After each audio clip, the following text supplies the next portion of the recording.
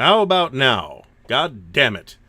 Okay, sorry about that. The computer went and reset all my audio stuff again. So, it wasn't muted, it was set to the wrong audio input device. So, I do need to check that chat right away. You are absolutely right. So, anyway, thanks everybody for stopping by on the Counter Clipping Show for November 8th. I already said this once. November 8th, 2021. Our topic tonight is West Front World War II. We are drinking Stranahan's Colorado Single Malt, which is pretty good. Although the Boulder stuff is better. Thanks, Dave, for giving me the Boulder stuff. And so I'm trying to get rid of this particular bottle. So, I had an outline for the show, and I went to open the file up like 5 minutes ago, and the file is blank. So I don't know what happened to that file. We screwed something up. We also somehow lost our shopping list for Compass Expo, which I am going to talk about tonight, because the 2021 Compass Expo starts on Thursday, I think. I'm not going to be there till Friday, and late-ish on Friday at that. So we will we'll get to that. So let's talk about the channel of the week. The channel of the week is so I have a rule for the channel of the week. It's somebody with less than 1,000 subscribers that deserves to have more than 1,000 subscribers. Thank you if you are wearing your Ardwulf's Lair t-shirt. Mine are all in the wash because they're going with me to Connecticut. I lost where I was. Thanks so much. No, I seriously have no idea where I was. Oh, channel of the week, right. So, like I said, I had an outline, and it went away. I was very surprised. I have been surprised in a number of cases at folks who have been around for a long time and who have done really high-quality content and still don't have 1,000 subscribers. Jonathan Townsend is one of those. Go subscribe to his channel. He's got like 600 or 700 subscribers or something like that. That is shameful neglect on all of our parts for him not having 1,000 subscribers or more.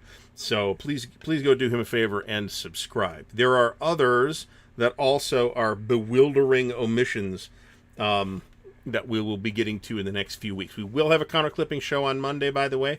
I will be that's true. I don't really have anything West Front right now to clip. I've got Civil War stuff in front of me, and this is my last Barbarossa game, EFS game, that needs to be clipped. So I figured I would go with this one. And we're trying to keep these in order here. I'm sorting them out by division number. I'm doing Soviet rifle divisions at the moment. There's a lot of them. So before we proceed, let's say hello to Charles Latora, Alan Salazar, Mike Anthony, 6 Actual, Carl Creeder, Carl from the Word Game Bootcamp, Half-Assed Gaming, who I will hope to see at Compass Expo this weekend. Manders, Missing Seattle, Rob Johnson, Bill Simone, Jeff Beeler, The Command Tent, Matt Taylor, Messing Up Rules, Jeff Anderson, Bayonet Brant, Patrick from Patrick's Tactics and Tutorials, Krusty Captain, John Sy, all the way from the sunny Philippines, Henry Sikorsky, Mickey Joof, Mr. Thovote, Rick Cox, Iggy Cricktal. We'll try and get that right. I do try, right? William Bird, Stigler is in the house. Kyle Reese, Vince Ree, Mike Anthony, who I think I've read off already. William Aarons, Tony from Tony's Board Life, Harry Ryan, Doug Sunseth, John Stanley, Joe Faust from sunny Northeast Ohio, Harry Ryan, Chet Bell, Jeffrey Wesovich. Looks like we got a great crowd tonight. Let's see. Everybody was complaining that the sound wasn't on, I think. Vincent Klosik, Wade Moore, Peter Bergs, Dale Brady, and John Clark. I think I got everyone. There will be tons of pictures that I will. Well, we'll see. I mean, I'm going up there. I'm unfortunately not there the entire time, so my ability to participate in a giant big game will be a little bit limited. I will be there Saturday and a good chunk of Sunday. Unlike, some lucky few, I got to actually go to work on Monday. So Compass Con, at least right now, does not have online content. That'd be a great question for John, actually. But I think John, well, I'm not going to speak for him. Let me put it that way. I don't know if that is something that is being worked on or not. Maybe I'll have a report from there in the wrap-up report. So expect to spend a good chunk of next week's show wrapping up Compass Expo. In the meantime, I do intend to do video from Compass Expo this weekend. So we'll see what that actually turns into. I think we're going to go with 200. No, screw it. It's fine. So, anyway. Kilroy from Kilroy was here. Welcome back to the stream. So, anyway, West Front World War II. And funnily enough, so I got a whole bunch of stuff to go through. Let's talk about Compass Expo and my experience last time. So, wasn't last year. Last year's, I'm pretty sure, was canceled. So it was the year before that I went to Compass Expo. I had a great time. It's a great little event. I'd imagine it's going to be smaller this time due to all the nonsense that is currently happening. But it is at a new site. You may recall from the rap video from last time that the site is one of the few complaints I had from last year. I thought the site was pretty run down and barbarous. That site, I think, is still closed by the state of Connecticut, so they won't be returning there. When I made my reservation, which was sometime last week, they were almost out of Compass Expo room block rooms. So if you are planning to go to Compass Expo, unless you have other plans for hotel reservations, and you need a reservation, make that call like as soon as you can. All right, so let's talk about, I don't remember who this handsome young fella is, but he was manning the booth there at Compass Expo. These are the pretty screenshots, not all the dirty ones. This is The War of the Pacific, which was on tables being play tested last year. It's out now. It just came out relatively recently. We will see. We will see what I think of it if I can get into some example play or something like that. It is very much a descendant of Advanced Third or a descendant of Third Reich. I don't know about Advanced Third Reich, which doesn't bother me as such. There's certainly plenty of other things in that family. So we'll see what I think of it if I do get a chance to take a look at it this weekend. This is The Little Land. This is a CSS series game. I do like the CSS series, so this is on my shopping list of things to buy while I'm up there. It's one of the two that I want that I don't have. The ones that are out that I don't want are the various hypothetical World War III things. Brant is once again manfully reminded me this was in my outline, but my outline went away. Please do subscribe to the channel. Please do support the channel if you can by means of the Patreon, merch store, or the Ko-Fi that are all linked in the video description. There's no new stuff in the merch store, but I have recently made it actually look slightly less unprofessional. So if you haven't checked it out in a while, please go check that out. I unfortunately ordered some samples for myself, and unless a miracle occurs, they are not going to be here before I leave on Friday. So that is unfortunate, but, I should have planned it better. What can I say? Or I should have gotten paid earlier. Here's one of the two rooms of similar size that they had going on at last year's area. The gaming area itself, part of the facility, I had zero issues with. It was perfectly nice. It was well lit, and it was kept at a comfortable temperature. Comfortable for me isn't necessarily comfortable for anybody else because I run hot, but... let me make sure I'm catching up to the chat. So Jeff Beeler mentions this very same weekend, this coming weekend, Veterans Day weekend, is also the San Diego Historical Games Convention, which is an online event. So if you go to sdhistcon.com, you will find out all about that event. It is a very good event. I will vouch for it. It's just that they asked me to help out, and I'm like, sure I will. Wait a minute. It's the same weekend as Compass Expo. It is also the same weekend as Historicon. So anybody that's doing any of this stuff is definitely in a bit of a pickle this weekend. So Half-Ass Gaming says that I am assassinating his wallet. Washington's Crossing's pretty cheap. Korea OCS, if you got it on sale, was also pretty cheap. And Hanut wasn't that expensive either. So I'll get to that in a minute because I got another before we even get to the West Front. Let's go through all the slides first. This is the Compass Games sale area. You may have heard me mention that everything was 50% off, and I don't think they'll do it any differently this year. I could be wrong. So I do intend to walk out of there with a limited number of things. I would like to spend not too much money because I've already spent enough. Here's another angle of that. They kept refreshing these piles as the weekend went on. This is pictures of Jaws of Victory from the folks at New England Simulations, who were present at the convention since it's New England. I presume they felt obliged to show up. This might have been one of the last play tests before this thing went to the printer because it was out not too much longer after this. This game looks really good. If you're interested in it, please do check out the unboxing that I did of it. This is Ligny and Quatre Bras from the Hexasim Eagles of France series.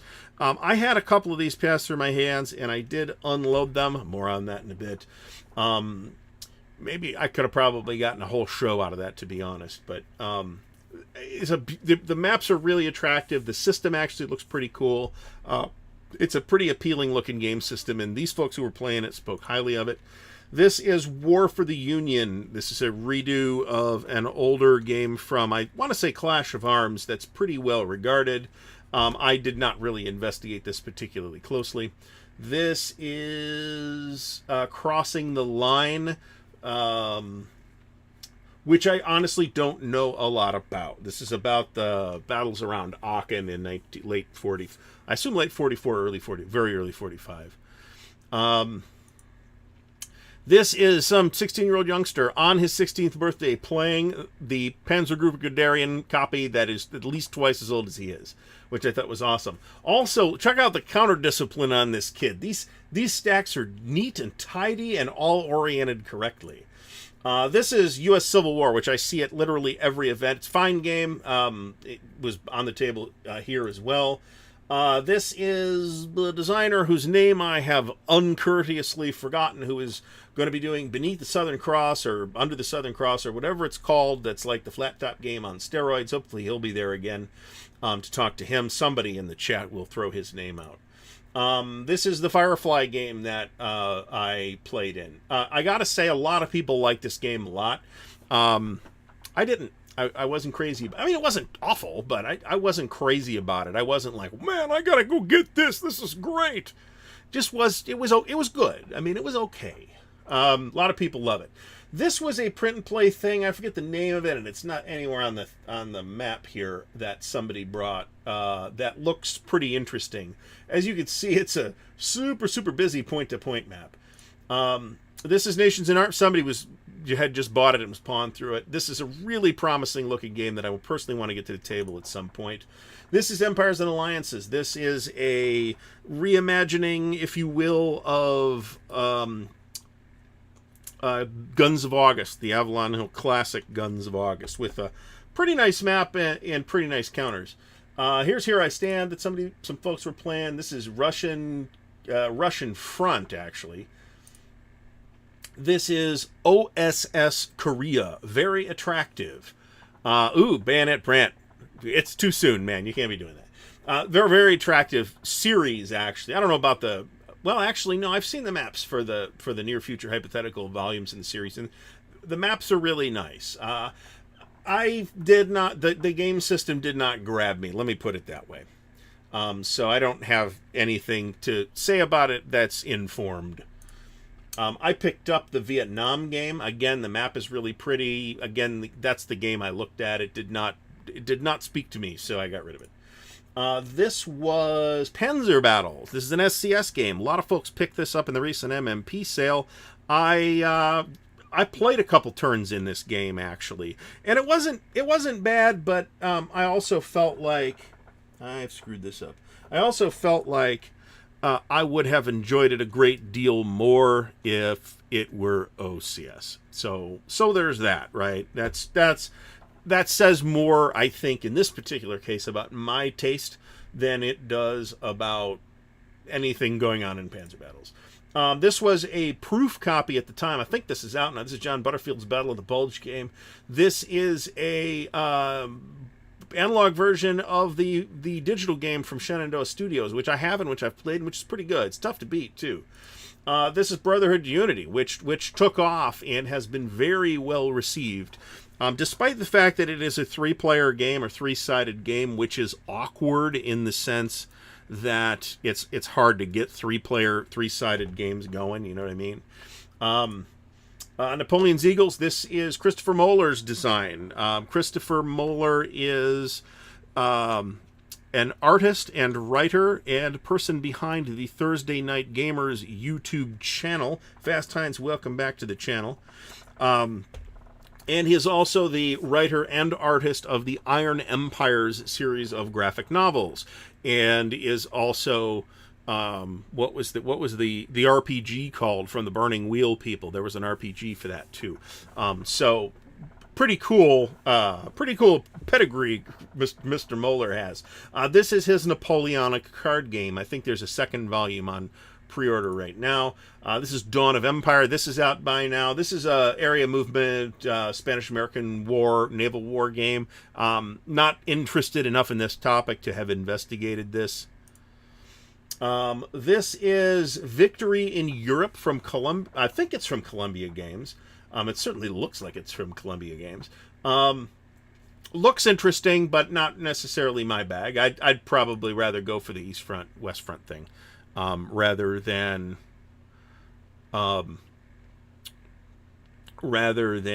this more streamlined package. Anyway, so my order from the Multi-Man Publishing sale arrived today, and as I sort of hinted but didn't actually say, trying to figure out where I'm stopping here. Yeah. It's 3 games that I owned before and got rid of like an idiot. So those are the 3 older BCS games. They're now behind me on the shelf again. I never did unboxing videos, so I queued up unboxing videos. And it's very likely that you'll see them popping up on or at least Brazen Chariots popping up on a counterclipping stream at some point in the not terribly distant future. I had basically 2 issues with BCS when we played it. One was the way artillery works, which is pretty much cleaned up in the new version of the rules as published in Panzer's Last Stand. The other one was the air rules, but I thought a little harder about that, and it's not a detailed air game, right?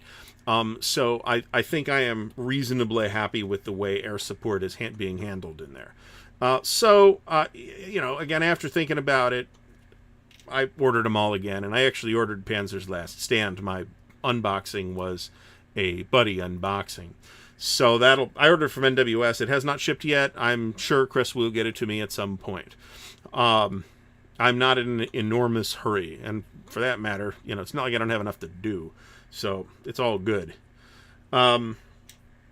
So I think with the new rules, I think I'm happy enough with the series. I think it's doing enough interesting things that I think it's worth everybody's time. John Longshore picked up the ASL digital rulebook. I got to get that, but it's never a super duper high priority because I'm not playing ASL at this exact moment, and B, I already spent all the money.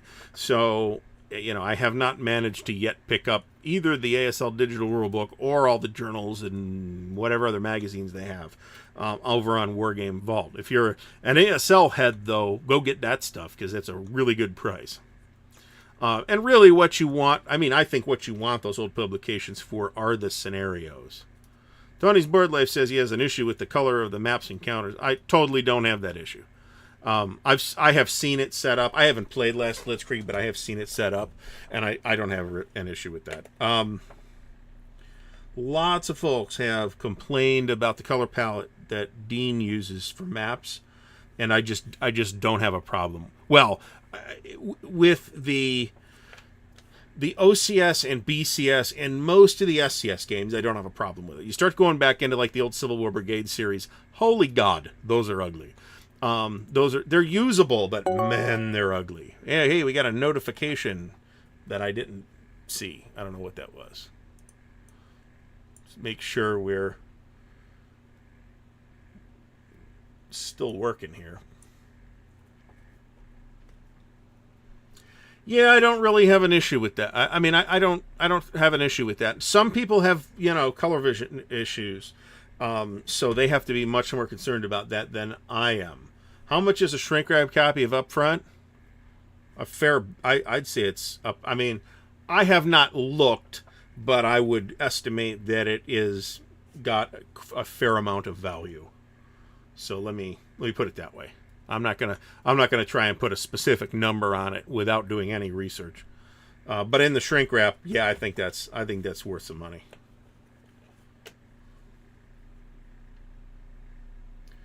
All right, so Boguslaw von Schoenfeld asks, in terms of complexity and learning curve, if SCS is a 1 and OCS is a 10, what's BCS? So I actually think that a strictly numeric scale is not a use in terms of these three systems, is not particularly useful. I think if you put them on a numeric scale, I think that SCS would be, say, an easy game, and OCS would be a sort of medium hard game. Okay, OCS and BCS are, I think, rough. In terms of complexity, OCS is more complicated. Let me put it that way. BCS is difficult to learn because it has a bunch of concepts in it that are not typically are atypical for wargaming. Okay. So OCS is of those three, again, strictly on this the scale of rules density and fiddly little bits. OCS is the most complicated of the three. SCS obviously is the simplest. SCS not only is very rules light, but in some games it's extremely rules light, and there's nothing in there that's the weirdest thing in there is the rounding rule, and you get used to that in like an hour. So I would, it's not the simplest game system, but it's real simple. OCS is not, it's not near the pinnacle of complexity. So one of the complaints about Last Blitzkrieg, and it's less of an issue with Brant, thanks for stopping by. It's less of an issue with Baptism by Fire because Baptism by Fire is so small. But Last Blitzkrieg has a lot of units, and they didn't use the colored formation stripes in Last Blitzkrieg. I think that's a baffling omission. Those don't appear in Baptism by Fire either, but Baptism by Fire is lower density, and there's a lot less units. So it's less of a big problem. Jim Orzowski, thanks for stopping by, and Hethwill as well. Thanks for coming. 99 current viewers is what this is saying. This also is telling me that the whole stream took a shit a couple minutes ago, so I don't know what's up with that. Do I think my friend, your friend could get 300? Maybe. I mean, I think that's a top dollar price, but that doesn't mean that the answer's no either. So, yeah, I think it's possible. But you can also get copies of Upfront from Wargame Vault now, printed for you, or print on demand if you want. And you don't have to pay $1 million for it. So that may have ablated the value of old copies of Upfront. That is plausible. So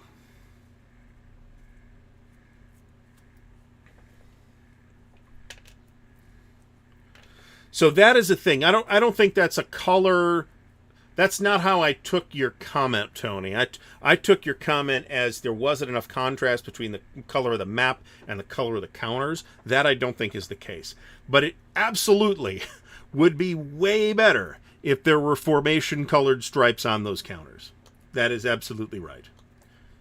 I can't argue with that at all. And again, it's a lot less of a... Ooh, this is a motorized one.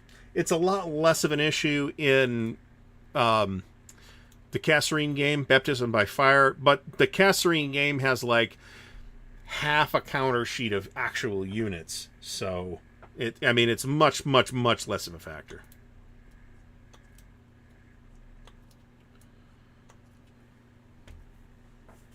Karatakas asks if there's a high production value 6-hour-ish modern Normandy game.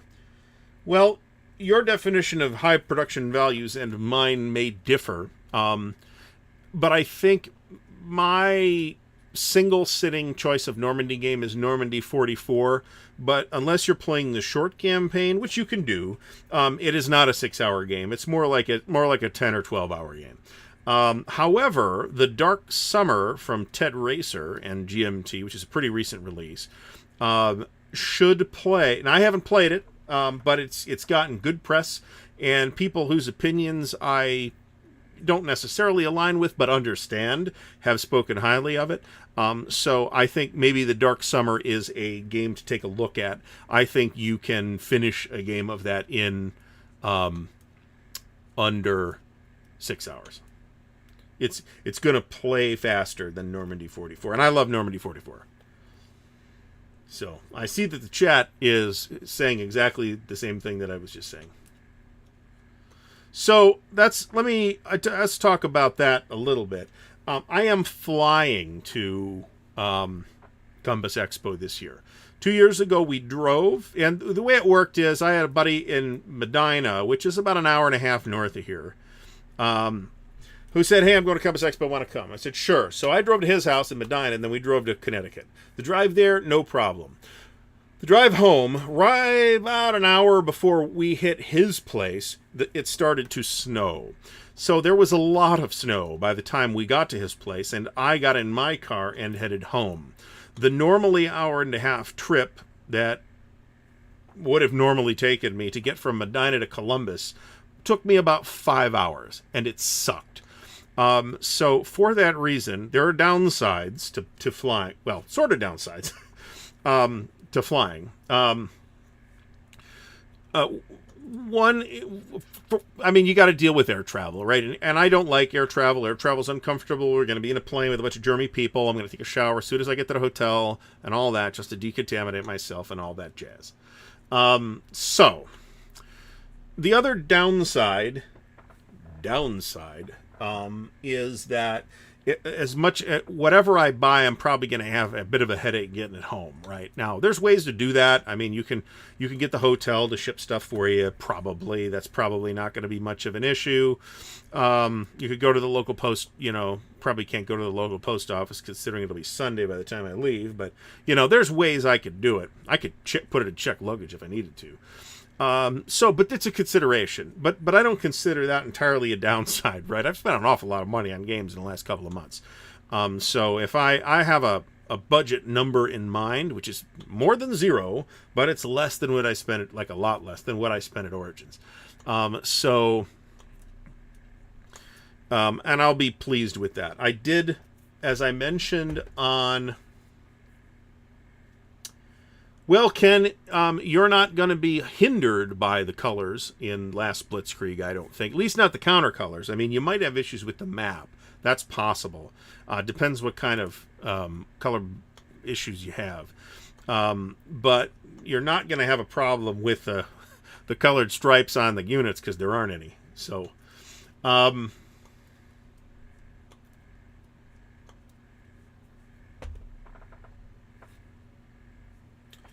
I'm trying to figure out how I'm going to organize these, and I haven't really decided yet.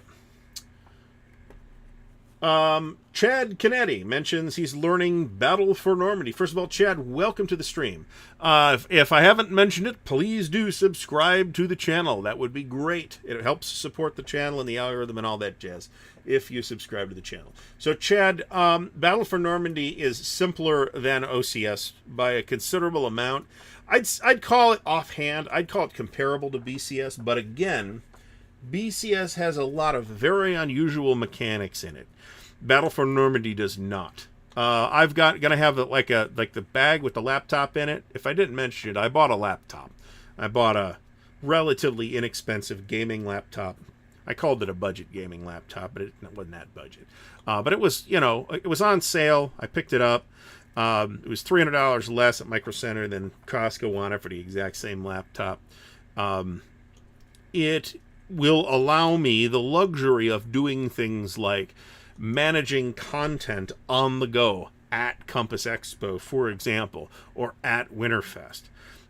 So basically, I'll allow. I mean, I'll be able to get at least 2 and maybe as many as 4 games in the luggage.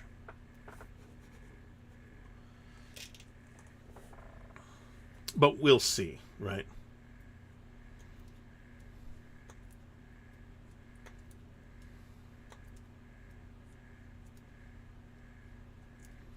Alan Salazar, I'm going to have to look into that. If you don't mind, can you send me a link to that? Was the Ardennes offensive in any way a blitzkrieg? Yeah, I mean, well, the term blitzkrieg is a troublesome term in terms of what it means. It means a highly mobile offensive with combined arms, and that is a thing that other armies than the German army had contemplated prior to September of 1939. But it was convenient for market. I'm going to call it marketing purposes to label the German idea of that something very distinct for war propaganda purposes, and that I'm using propaganda in a not necessarily negative sense here, but that's a complicated and fussy way to say that you really got to kind of define what you mean by exactly what you mean by blitzkrieg.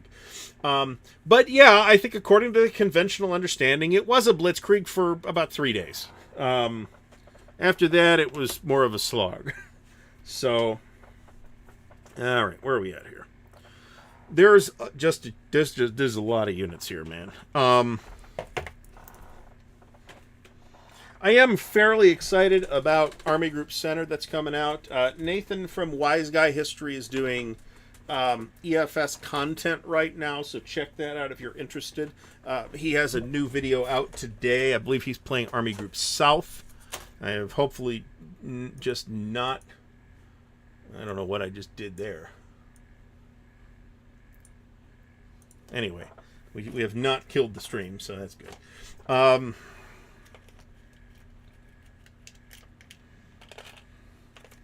As you can imagine, there's a large number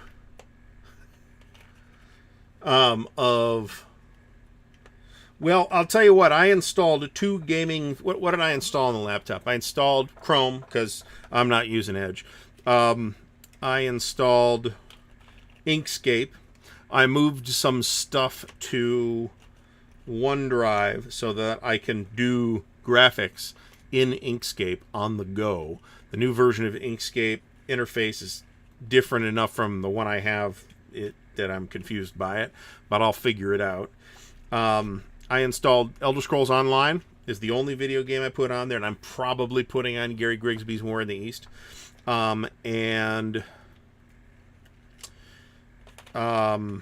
That's pretty much all the gaming stuff. And I installed Vassal. And one of the things I moved to the cloud was my... Well, I'm rebuilding it from scratch. My folder of Vassal modules so that I can access them wherever. So,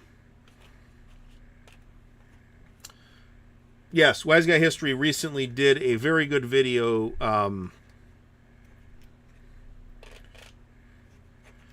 comparing EFS and I'm so confused and OCS.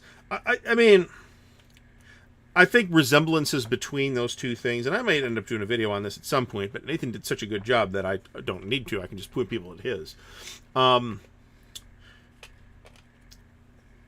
The similarities between the two series are considerably more superficial than a lot of people probably think.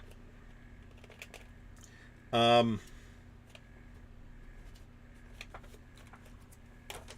right, we're good there.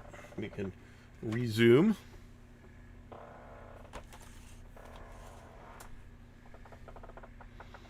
This sheet is actually done, aside from markers.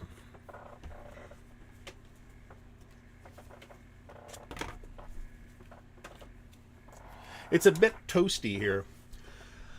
So the Panzer campaigns, I'd have to finagle a key to get that installed. Otherwise, I kind of want to install it actually, because I do want to get into that. John Stanley, thanks for stopping by.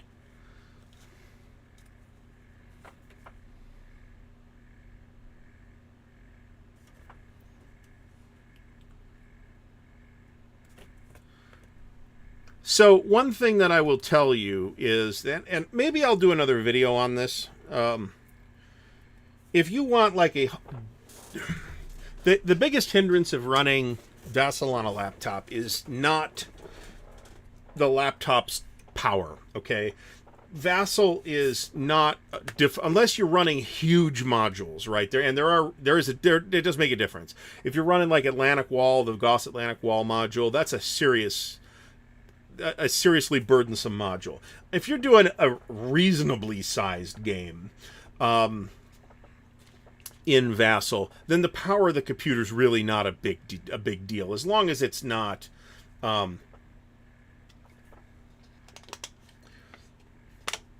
well, there already is an Ohio University, but I think Ohio State predates Ohio University. So the biggest liability of playing Vassal on a laptop is the size of the screen. Okay, because you got to do a lot of zoom in and pan. Now, fortunately, the capabilities of Vassal, the built-in capabilities of Vassal to zoom in and pan, have increased quite a bit in the last few releases. So that's a factor. As far as which is better, Vassal or Tabletop Simulator, there are people who will say, I think Vassal is great and Tabletop Simulator is balls on toast, and other people who will say the exact opposite thing. I am going to tell you that it really depends on what kind of games you want to play. If you want to play miniatures games or block games, or maybe not block games, actually, that could be a problem. I'm not sure how that works. Block games, at least in the sense of like a Commands and Colors type block game without hidden information, then Tabletop Simulator works wonderfully. On the other hand, if you want to use it to do play by email, it does not do that. If you want to use it to play a game with high density and stacking and a lot of different charts and tables, it does not do that well. It is not the kind of experience that Tabletop Simulator is optimized to do, and which Vassal handles perfectly well. Those happen to be the kinds of games that I like, so I lean very heavily. I have Tabletop Simulator, I've used it a couple times. I lean very heavily in the direction of Vassal. But that's me. Jim Ozarski, who's been around in the chat here tonight, is a huge proponent of Tabletop, and he's not less groggy than I am. Is a huge proponent of Tabletop Simulator. Now, external monitor, let me talk about that. I feel like your best option for external monitor is to go, just assume you're going to need to spend about $250. Go somewhere, don't care where, get a 4K, 42-inch television. You get a 42-inch 4K monitor, it'll cost you $1,000. A 42-inch 4K television should cost you less than $300, and there's no reason. There's a little bit of a headache running it, right? Because it's a TV. It's not designed for video display, but you can absolutely use it as a monitor. I have a 32-inch 2K monitor, and even it helps a lot. The 42-inch 4K monitor is amazing for Vassal. So.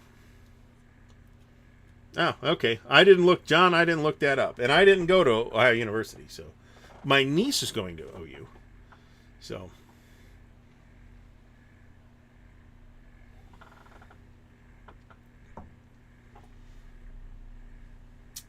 anyway. I thought Jim was the 2020 Grog of the Year. I don't know. It's hard to keep track of that stuff. I might be able to get the laptop to display on a hotel television, but if it's a 1080 television, then it's not as good. because 1080 on a big screen looks pretty grainy, even like a 35-inch screen. I have somewhere tucked in the corner here is a 32 or I think it's 35-inch 1080 TV, and I was using that as my monitor for a while. And I mean, it's nice, but it really is a little grainy at that size, particularly if you're, you know, this far away from the monitor.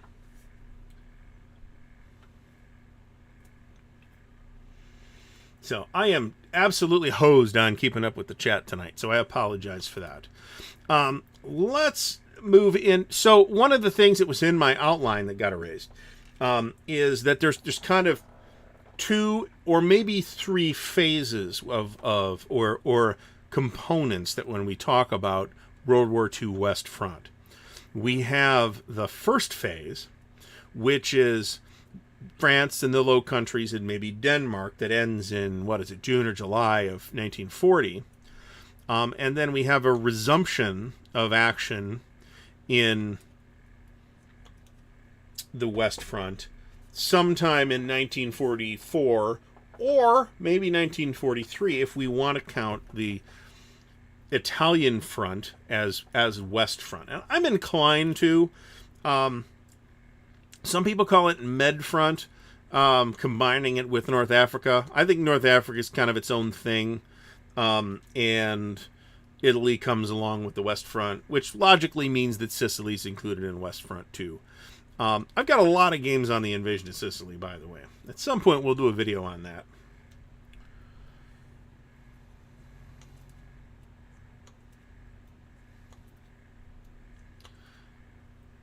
Now, I might end up doing, if I do like a Vassal playthrough type stuff, I might do it in 2K right now, because the current display is 2K, not 4K.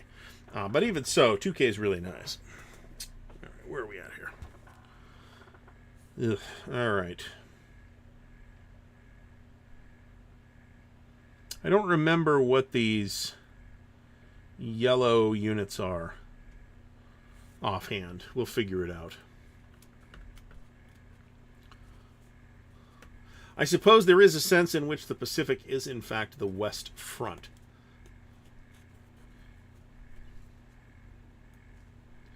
So, yeah, but Dieppe failed. I mean, I think you do consider Dieppe West Front, right? It just is weird in that it falls into that weird time frame where it's not part of the first phase of West Front, and nor is it part of the second phase of West Front. Not unless you count Torch as West Front, which I don't think you do, and I'm not sure that anybody does. Chad, there is an OCS Italy game in the works. Where it is in the pipeline, I am not sure. But one of the things that I do want to get done at some point is to get Chip and Curtis back on the channel. And I should have put the HQs first. Poop. And we could talk about OCS games in the pipeline. I've never seriously investigated doing that with a projector. I gotta admit. I've seen it done and heard of it doing well, but I've never tried it.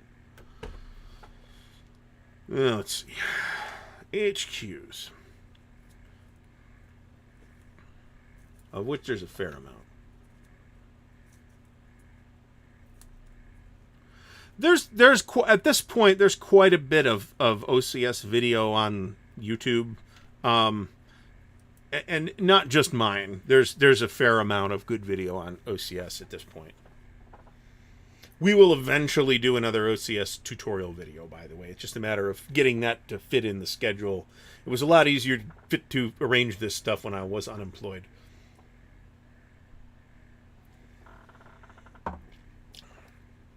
So, anyway, so aside from that, I'm a little less interested in that first phase of, invasion of France and the Low Countries than I am in the second phase that starts with Operation Husky in July of 1943.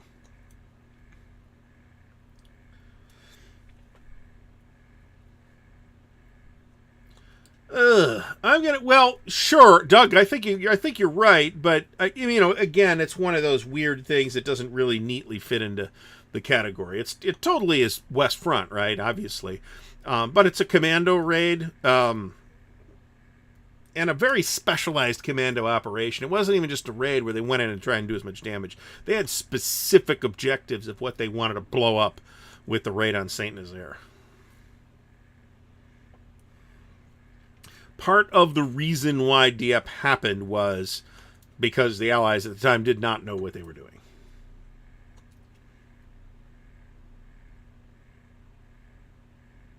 So it is only a relatively recent enhancement to Vassal that you can control mouse wheel zoom. That is not something you could do a few versions back.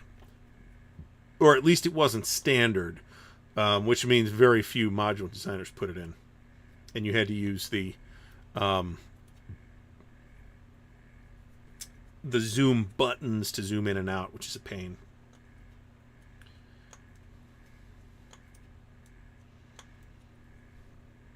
Well, William, I can tell you, we did it in Second Front, and we did invade Corsica. I forget exactly when that happened, but we did invade southern France in 43, and we got pinned onto the beach.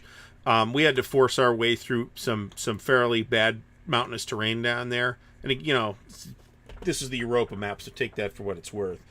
More HQs. The question isn't whether the Med is its own thing. The question is whether the Med includes Italy. I mean, on one hand, it's obvious that it does, but it has a lot more in common with well, in a sense, it does. It has some things in common with the fighting on the West Front that it doesn't with North Africa.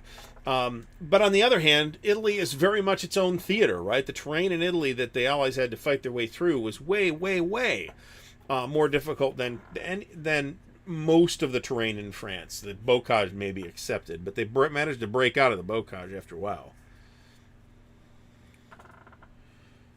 Are these all divisions? They are all divisions.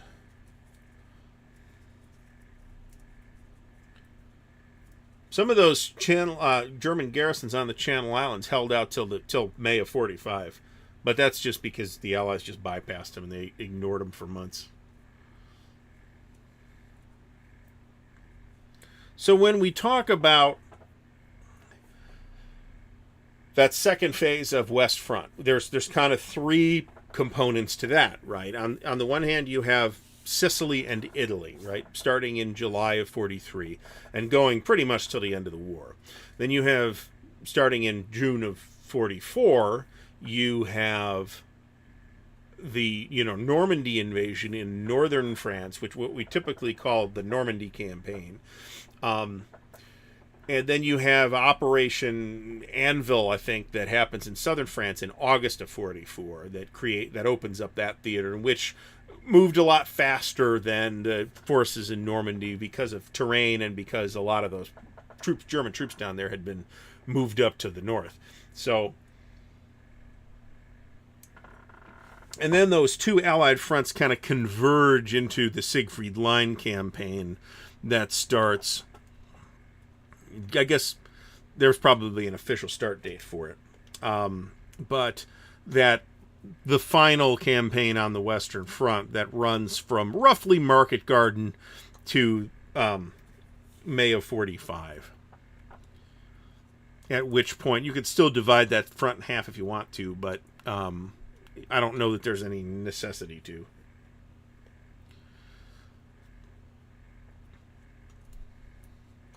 The scope of that is such that we've seen a lot of games on the Bulge. We've seen a lot of games on Normandy. And we've seen a fair number of games, although fewer, on Market Garden. But there's a lot of pieces to that we haven't seen that many games on. The Third Army's campaign in Lorraine, for example, is one that we haven't... There's a few, but we haven't seen that many games on. Certainly not a Bulge number of games. the Scheldt campaign. There's a few, but there's relatively few games on the Scheldt campaign.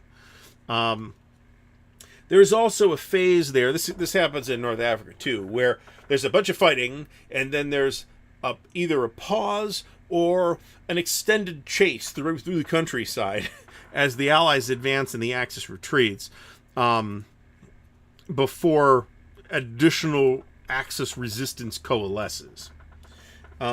This happens in North Africa, and it happens in France as well. And they allude to this in the movie A Bridge Too Far, where they make, I think it's Rundstedt is saying something like somebody is saying to him that the Allies are that they're retreating faster than the Allies can advance.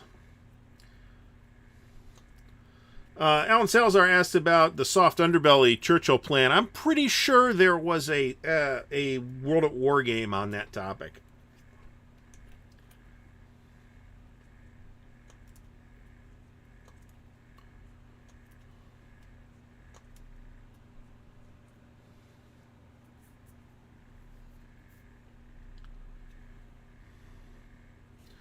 Doug, I completely agree. Italy is kind of its own theater.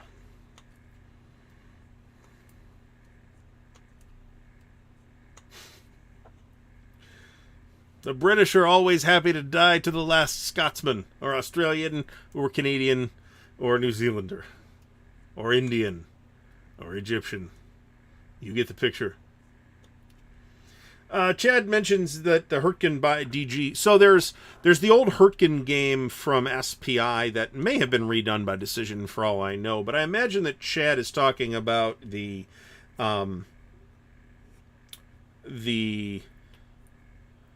Hurtgen Hell's Forest Goss game, which is a nice look at a game at a part of that Western theater that we have not seen a lot of attention paid to. I mean, you could kind of understand why. It's an extended campaign that lasts about 3 months of Americans slowly rooting Germans out of this forest. Kyle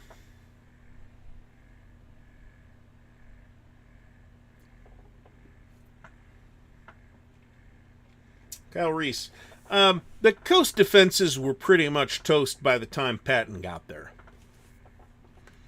Any remaining coast defenses, and there were some, they just went around them at that point. You're talking about July of 44 at that point.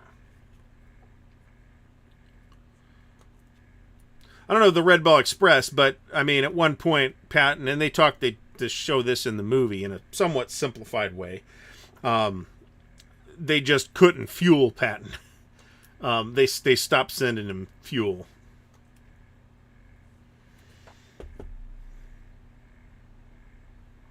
Jeff, I think those British units are actually intended in Panzer's Last Stand are actually intended to be used in Last Blitzkrieg. I'm willing to be corrected on this point. But I think they are additional units with which one can extend the Last Blitzkrieg campaign by a couple of weeks.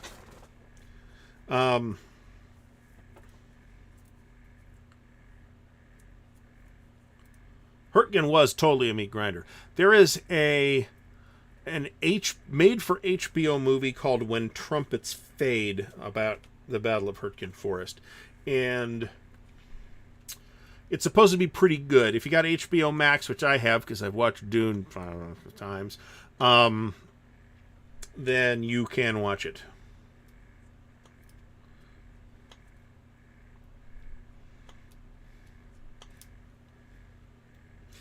I'm going to say, I mean, when you talk about the Battle of the Bulge, right, you can certainly zoom into specific actions as any number of tactical scenarios and tactical game systems do. But when you talk about the Bulge as a battle, it's an operational battle, right? The natural scale of that is operational. And we have seen that done in a variety of scales, that range from one map. One example I was looking at was Ted Racer's The Deadly Woods, which is the dark chit pole system but GMT asked them not to use the dark part of the name, so it's the Deadly instead. And it's the Battle of the Bulge. It's on one map. And Ted had said that it was one of his design goals was to get it on one map in relatively modest playtime. So if you like that system, and I haven't played any of them except the Dark Valley, which I liked a lot. Then definitely check out the Deadly Woods.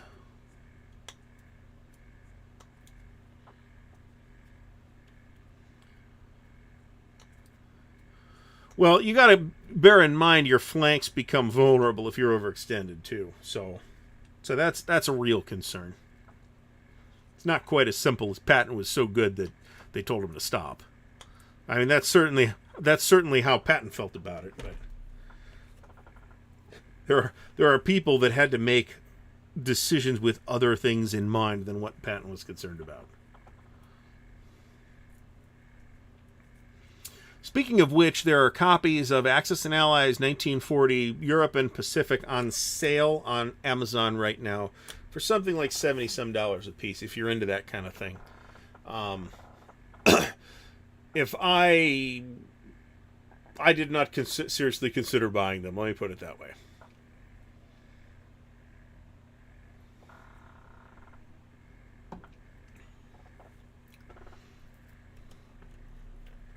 I am neutral on the subject of chit pull mechanics. I don't have a strong for or against preference.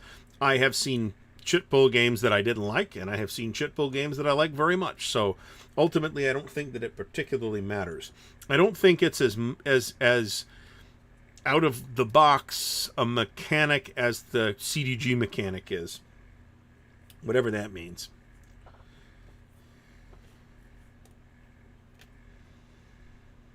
So,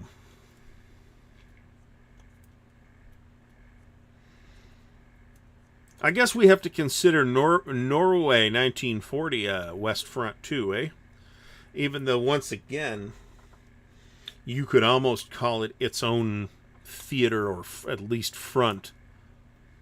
Isolated as it was from the west of the West Front, and very different in terrain.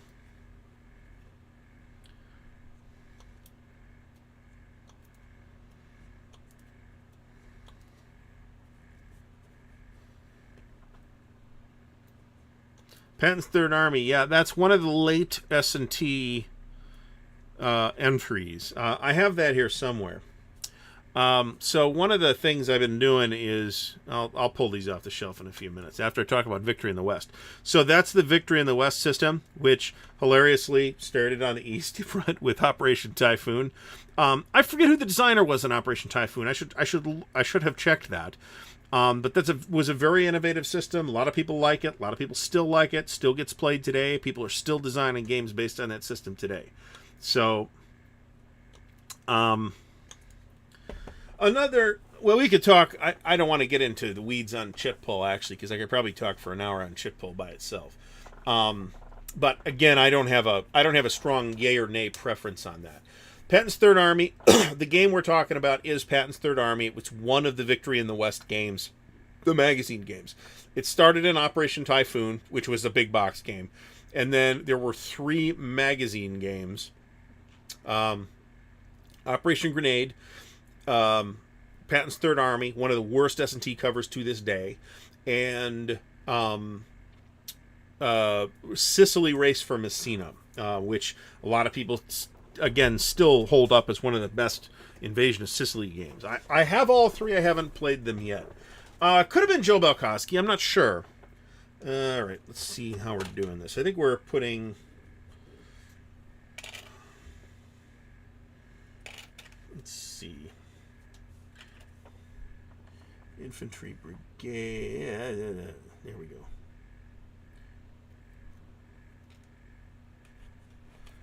Now here's a division that I must have put in the wrong compartment. That's very irritating.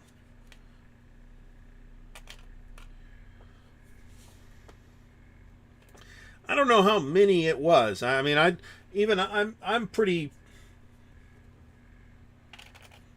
firm on my definition of monsters. Let me put it that way. And I unhesitatingly call Typhoon an actual monster and not a mini monster. I don't think it's particularly close.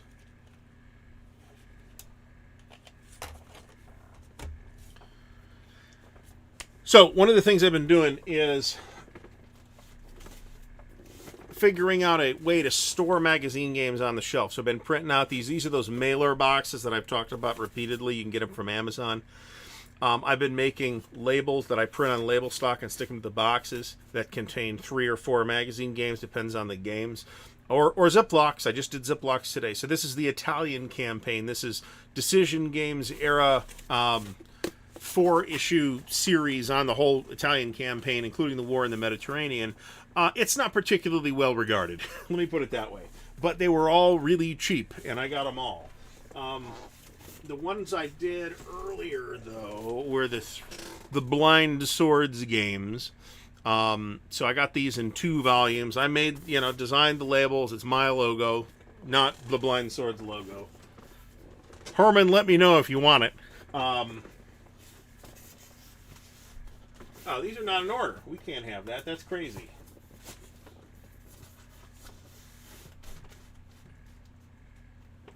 So at some point we'll have that all done. I've got 5 more of them to go. So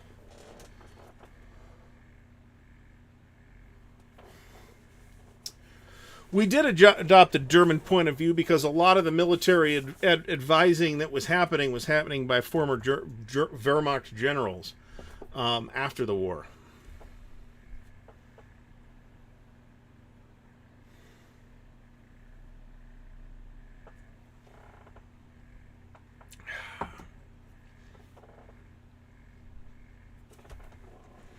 So we are playing our War in the Desert campaign tomorrow.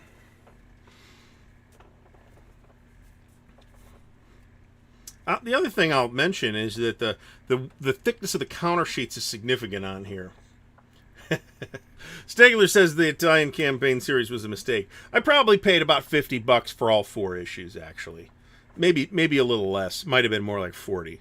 So even if it only ends up being a thing that gets noodled around with, I am perfectly happy with what I paid for it. Jeff Beeler mentions that Howard Chaykin did the cover for Patton's Third Army. I think you're right. Howard Chaykin is a highly regarded comics artist. His cover for Patton's Third Army was terrible. So take that for what it's worth. I'd like to be able to get like there's a significant difference in density between the magazine games in, say, C3I and the magazine games in like S&T and other magazines. The C3I games tend to be quite a bit smaller.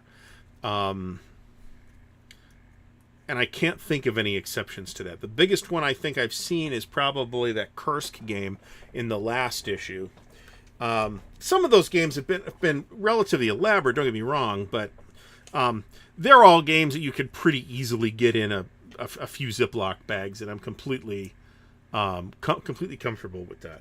I am playing the Axis in War in the Desert, and Tripoli has not been captured yet. We're up to March of 41, I think. Does that sound right? Yeah, that sounds right. And Tobruk just fell, so the Allies just took Tobruk, let me put it that way. It took them about an extra 2 months.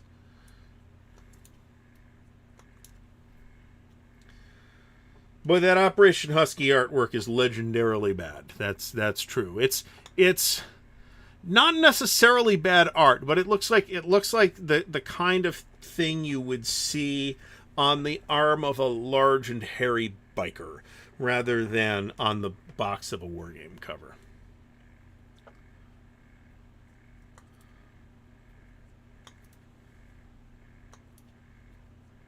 So Tom Berman, thanks for stopping by. I think These are NKVD. Yes, indeed. Green guys are NKVD. Of which there's quite a few. John Keyports, thanks for stopping by. Best games on Hurtgen Forest. We actually did talk about that already. I'm really only aware of 2 substantial games on Hurtgen Forest. One of which is the old Hurtgen game from SPI, which may have been redone in a folio, for all I know, if by decision. But then there's also the decision Hurtgen Hell's Forest, which I have a fairly high opinion of. But it is Goss, so it's, it's relatively complicated. So in other words, if you... Boguslaw, OSG, are we talking about the Library of Napoleonic Battles? Because if we are, then my recommendation all around, if you want small, really any of them is fine. The Spanish ones have a couple extra rules, but not much. And yes, you may quote me. And there's not much. I mean, they're all pretty much the same system. All of them have some small battles and some big battles. I think that the most versatile kit single box is Napoleon's Last Gamble, because they're battles that are largely people are familiar with, right? It's Waterloo, Ligny, Quatre Bras, and Wavre. You can play them out as a campaign with or without. Panzerkrieg was originally an OSG publication. You can play them out either individually or as a big campaign, or you can add the expansions to it, which give you a lot more room to maneuver. There's a lot of a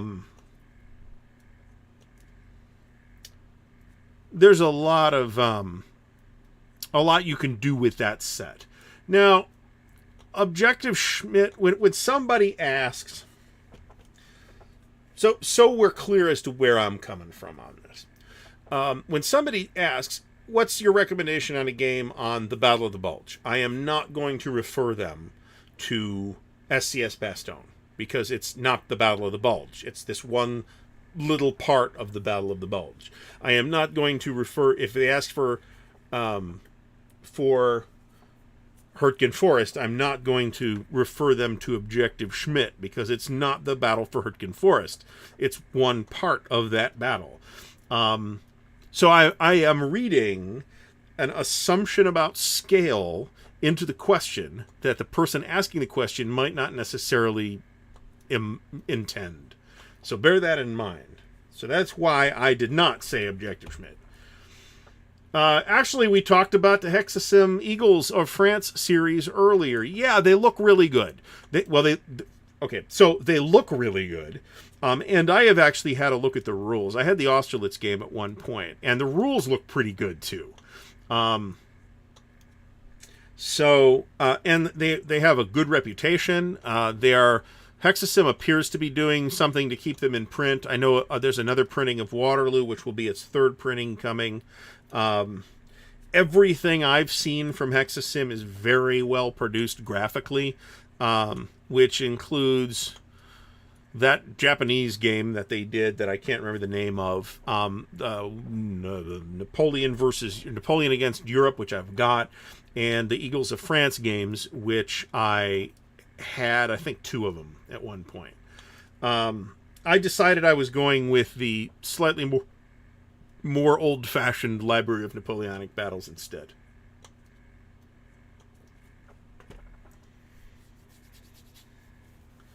Tony Mammal asks why the cover art is so ugly in older games. It depends. A lot of times it's not. I mean, certainly there are examples where it is, but I would not, without examples to look through, I would not assert that wargame cover art today is worse than it used to be, but wargaming cover graphic design might be worse than it used to be. That's different from art, and I say that because Roger McGowan does fewer covers today, and Redmond Simonson is not with us anymore. And without the influence of those two, we have seen many, we'll call it very inspired covers by, covers that have been heavily inspired by one or two of those gentlemen, and maybe by people who did not necessarily understand the graphic design principles that underlie their work. Now, I'm not pretending to understand those graphic design principles myself, but I'm also not designing any wargame covers. So, there is a book called Graphic Design for Non-Graphic Designers, which if you're interested in the topic, you might want to read. That is a thing you can, I mean, it's a professional field, right? I mean, a graphic designer is a trained professional in the field of graphic design. They know what they are doing. I don't know what Roger's background in that is, but I know that Redmond Simonson was a graduate of some highly regarded graphic design school in New York City. So, for art, a lot of these games are just using, public domain photographs. It's certainly, or public domain artworks, right, where they're paintings of Napoleonic battles or Civil War battles or whatever. So,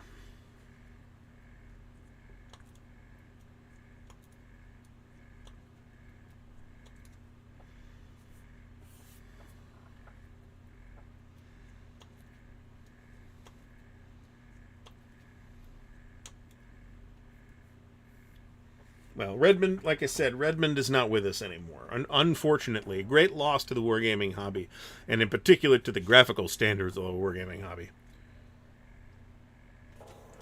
All right, are we going to kill this tonight? No, we are not. Cooper Union, that is the place I was thinking of.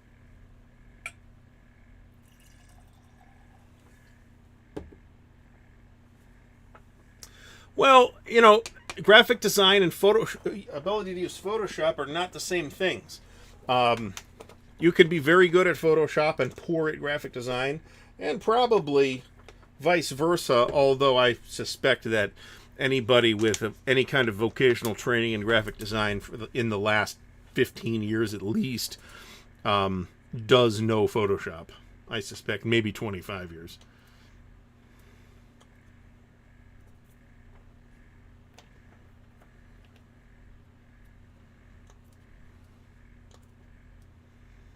Mo of Mo's Game Table is in the house. Welcome, Mo. Hey, I think Mo's going to be at the Compass Games Expo as well. Awesome. Stigler's doing art for Vassal modules, which is no surprise. What Vassal modules, Stigler? For what game? That's what I'm curious. I refuse to pay for Photoshop. I'm not paying Adobe a penny. I use GIMP, but honestly, I don't use it that much. I get a lot more use out of Inkscape. I only use GIMP when I have to do things like turning color things into black and white things, or doing playing with contrast or something like that. And that is not actually typical for me. So then again, my graphic design needs are really, really narrow. So we have a decent, not huge, pretty huge number of Soviet armor units here. So I think they're getting their own compartment. Generally speaking, fancy fonts on counters are a dumb idea. You want fonts that are as readable as possible. Oh, sweet. The Battle of the Wilderness. That would be great. Has there been a GBACW game on the Wilderness? I don't think so. Oh, God. Paint Shop Pro. Oh, my God. I used that for years. For exactly that reason. You could go and buy it at Best Buy or wherever for like $39 or something like that. I still have a disc of Paint Shop Pro. I use GIMP now.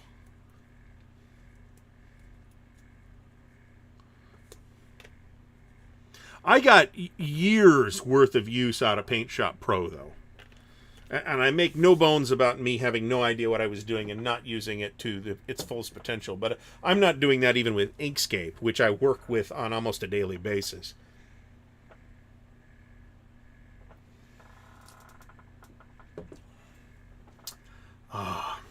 There are some sort of Fraktur-esque fonts on the leaders in the Grand Tactical series.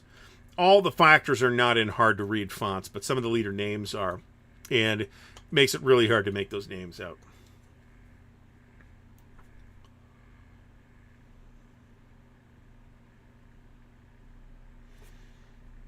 Perfidious Albion mentions the old SFB counter art.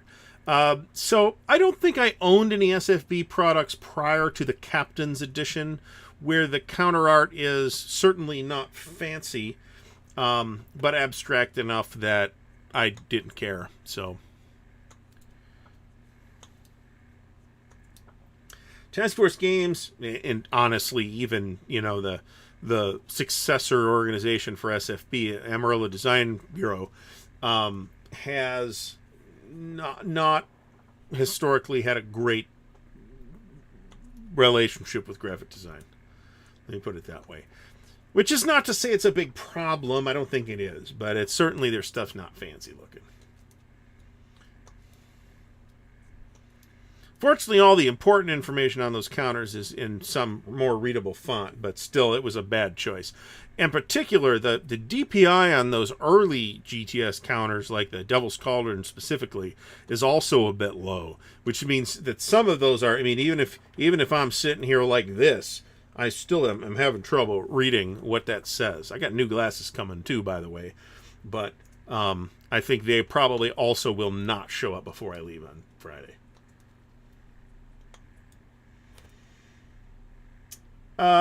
Honestly, Perfidious Albion, I expect them to not change the art. I mean, this is not official or anything.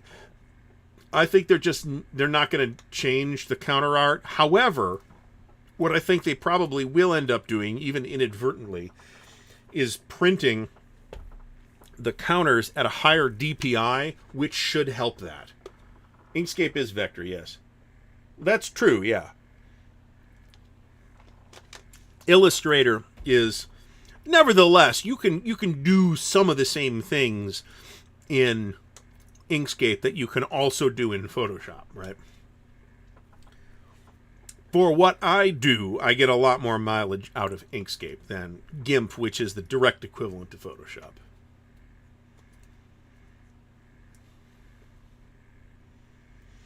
And I'm not saying Illustrator's not better or easier or more powerful. It probably is. It might be all three of those things.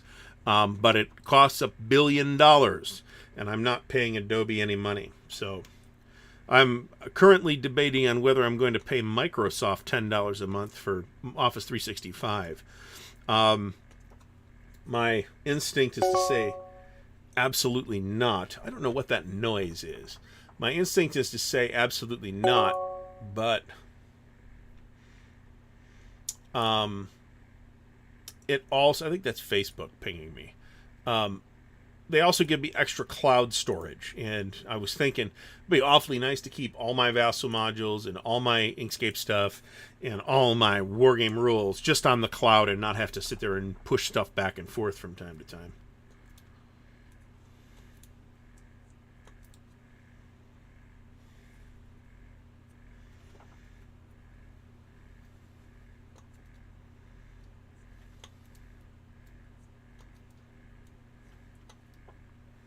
I don't have a lot of experience with Visio either. There are open source alternatives to Visio too, though. There are open source alternatives to all of those Adobe Creative Suite tools. They're of varying levels of success. So I had my experience with LibreOffice and OpenOffice, and while the word processor is better, I am not a fan of Microsoft Word. I think it's terrible. The LibreOffice / OpenOffice word processor is better than Microsoft Word. The spreadsheet is not as good as Excel. Some of that is look and feel type things. It's just not as good as Excel.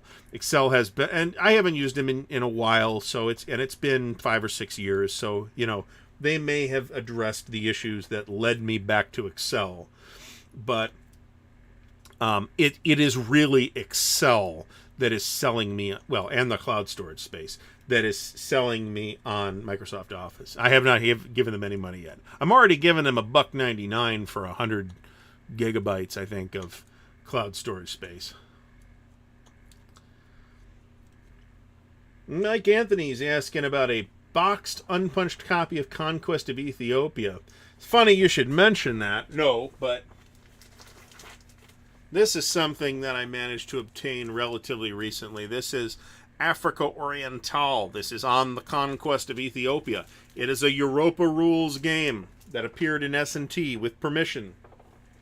So that's an interesting thing. There are several games on that, actually.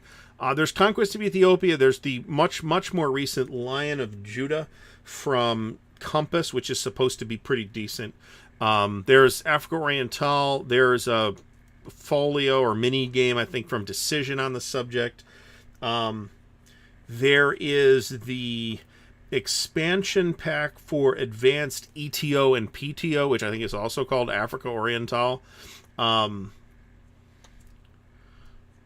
you can do that, and there's of course a million. There's Ethiopia in Flames or whatever it's called for World in Flames too. So Doug says he prefers LibreOffice, and again, I think the LibreOffice alternatives are all fine except for their spreadsheet, which I don't think is as good as Excel. The logical functions are better in Excel than they are in the free alternatives. The things like if-then statements and stuff like that. Now, and again, these are things that may have been addressed in recent releases. That's possible. I also had I had some other issues in LibreOffice Sheets last I used it too, and I can't remember what that was. I think it was certain types of sorting did not work right.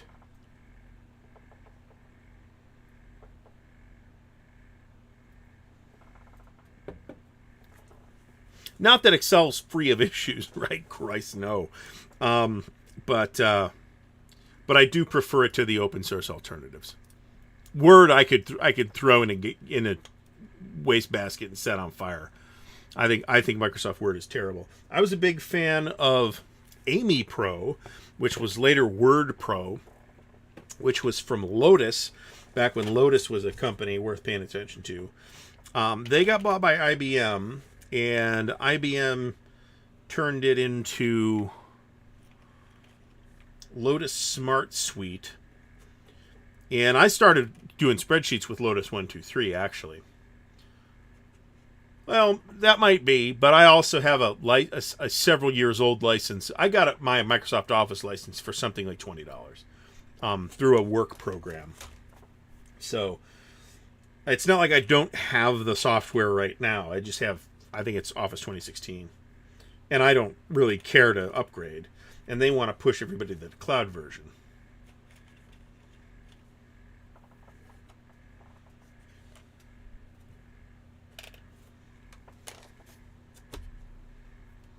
I don't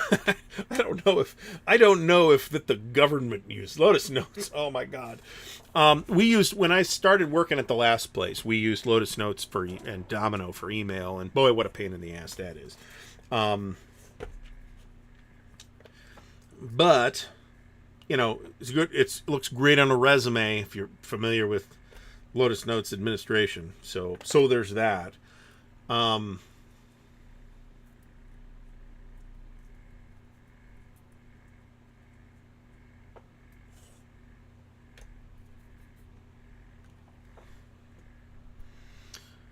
But Amy Pro, I loved Amy Pro, and I used it for years after end of life of that thing. I still have a physical CD of Word Lotus Smart Suite Millennium Edition from 2000, which was their database software kind of sucked too, actually. But the boy Amy Pro is just worlds better than Word.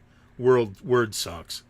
I probably did my very first spreadsheeting on VisiCalc, but I had no idea what I was doing at the time. Spreadsheets are awesome. I love spreadsheets. I mean, I do stuff with spreadsheets at home for fun sometimes. Sometimes I'll draw maps in Excel. So it's just exactly the most efficient graphics program, but you can do it. Oh, God. Vim. Oh, my God. There are reasons, or there were reasons to use something like Vim, but not anymore.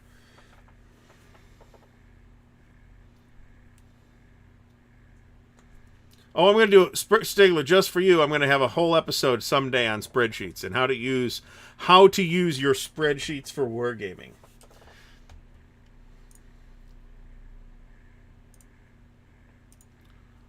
Now I'm pulling up my check out my spreadsheet.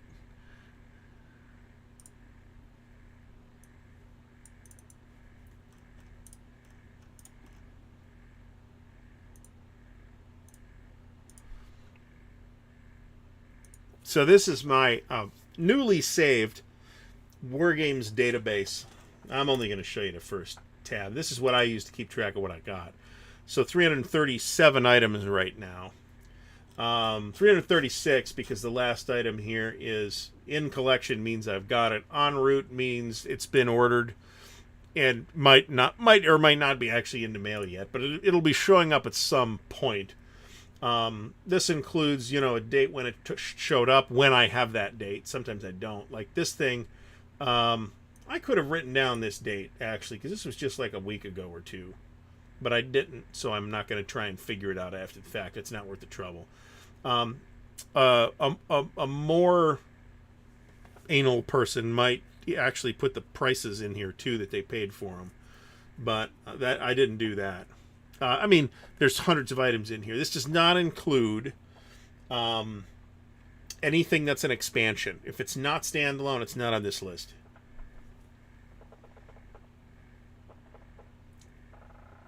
So, but this will let me do cute things like, and this is all stuff you could do in whatever program you want. So I got the graph data that I pulled out here, and I can do cute pie charts like games by publisher here. So I can tell you that 28% of this library is GMT and 12% is a multi-man, which is interesting because it puts multi-man at number 2, but in terms of like products bought, it would be a lot closer between GMT and multi-man, but a lot of the products I've bought from Multi-Man are expansions to ASL, to various ASL doodads. So the same thing actually applies to Avalon Hill. I've got a bunch of Avalon Hill stuff that is ASL stuff, so it doesn't count on this list. You'll see Stigler's favorite decision games is ranked number 4. SPI number 5, OSG number 6. Very happy about that, actually. Compass is number 7, but it may jump a bit after this coming weekend. We will see. So, yeah, I'm super OCD about it. I've actually moved that spreadsheet to the cloud so that if I buy something while traveling, I can add it directly to the spreadsheet. In an incredibly even more anal than you thought, I also track the collection on BGG, in part because I don't put, or at least right now, I don't have expansions in that list. At some point, I'll have a separate expansions list as well, but I don't have that right now.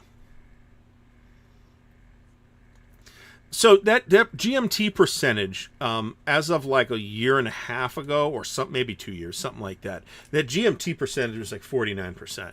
So although my total number of GMT games has gotten bigger, a number of other entries have gotten bigger faster. TSR, the Spitzer games. I've got about 7 or 8 Spitzer games now. I had 0 up till relatively recently. I had relatively few SPI games. I had 1 or 2. Worthington's on there. I think I gave away some of my Worthington stuff. Not all of it. The Worthington is on there.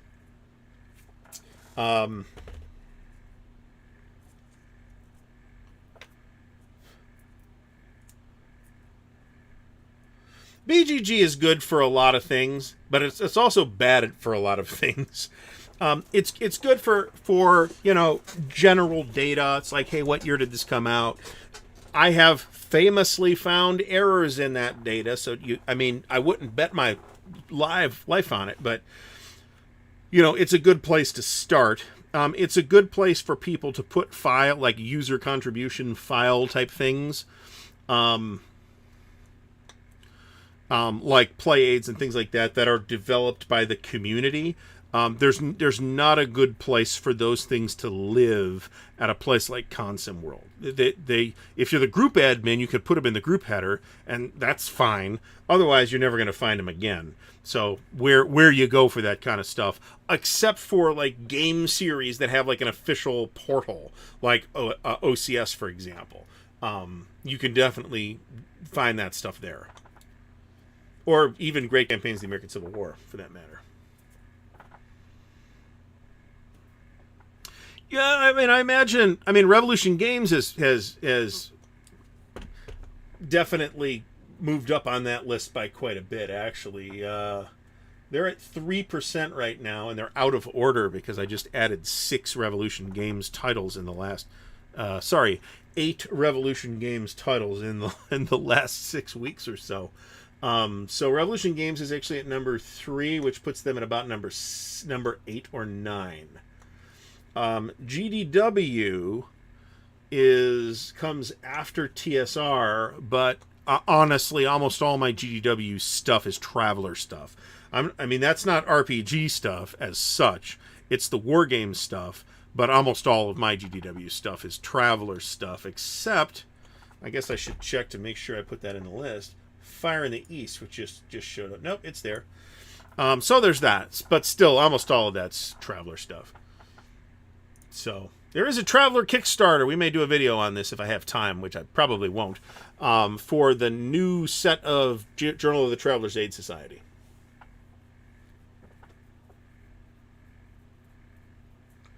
If you're somebody who's had a game collection that's been accumulating for a long, long time, and you haven't done major purges, which I have several times, then I strongly suspect that either Avalon Hill or SPI is going to be a huge component of that collection.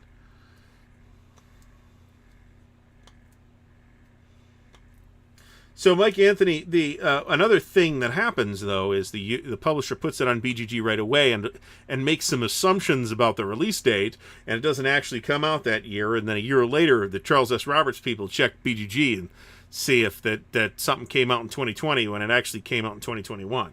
So, there's an upside to downside.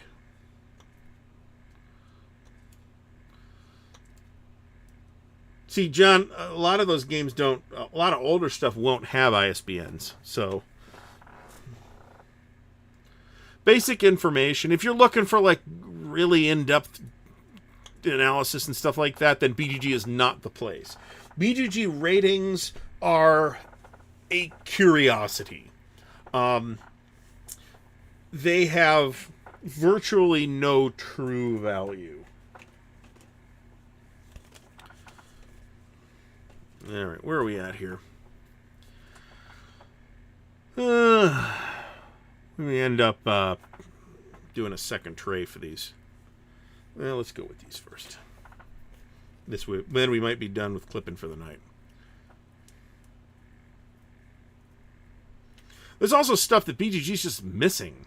Not much, but but there's some stuff that BGG is just missing, or their version information will be screwed up somehow, or the pictures, or for some reason they will refuse to approve my video on War in the Desert. I don't know why. They won't tell me why, but it's gone through twice now and it's gotten bounced both times, and I don't know why. BGG was up earlier, I'll tell you that. One of the things that I find BGG most useful for, truthfully, are pictures. Okay, pictures of the counter sheets, pictures of the maps, pictures of the game in play, pictures of the box cover, right? Because I pull the box covers down from BGG to do my little title cards for videos. So whether the game is released or not, or the particular, I mean, even for games that have been around a while, that rating is so, I mean, what does it mean, right? When you have a game that has, you know, a game that's rated 6.5, but it's got 2,000 reviews, versus a game that's rated 8.2, but it's got 7 reviews. There's a way to analyze those numbers and tell you what the statistical significance of that is, but unless you're a statistician, or at least have taken like real statistician math classes, you're not going to know how to do that. So it's very hard to take those numbers apart and turn them into something that actually means anything. And I would caution anybody who against doing so. They are a curiosity. If you want to use those numbers, say, hey, let's take a look at the BGG top 10, and these games suck. And you use that as like a fulcrum for making conversation, that's perfectly legitimate purpose for those numbers. Otherwise, I don't think they have a lot of value. So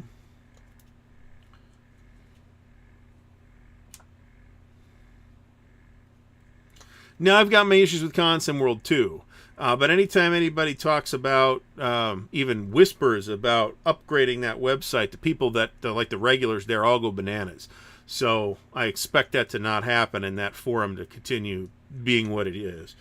There are other things about that I don't know anything like insider secrets on, that I suspect that I would have to name names for the suspicions to make sense, and I'm not going to do that. So yeah, exactly, as Jason says, it's useful for recon.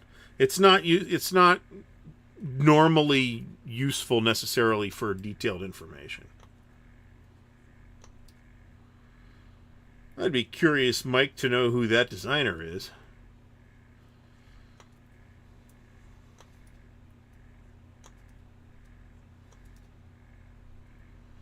Because I truthfully have no idea what you're talking about. And I'm not going to try and figure it out on my own.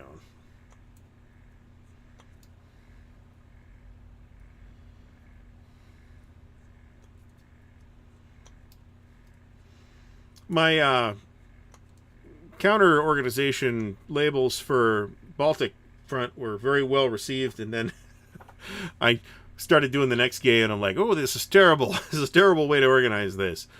So we'll be doing something different with the next game. I'm not clipping another Europa game anytime soon, I can tell you that.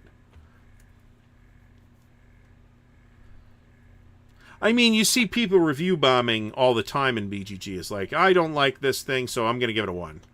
Because it's not my favorite game in the world, I'm going to give it a 1. There's that famous or infamous, if you like, individual, I don't remember who it was, and I wouldn't say it if I did, who, all his ratings, he's rated hundreds or thousands of games. We assume it's a he anyway. Shouldn't make that assumption, but whoever it is has rated thousands of games by now, and every game has a rating of 10 or a rating of 1. So there are statistical tricks that BGG uses to try to mitigate that kind of idiocy, and to some extent it's probably useful, but it also tends to drag all reviews, all ratings toward the mean. There's videos on how this thing works, actually. I think Nathan from Wise Guy History might have done one. Also, a very valuable thing is the BGG marketplace. You can't find everything there, but you can find stuff that you can't find for those prices on eBay. That's for sure. My recently arrived copy of Atlantic Wall was bought on the Consim World, but the Consim World Marketplace forum is actually kind of you can get some cool stuff there too. But the BGG Marketplace, I paid half of what I would have paid on eBay for that, or less.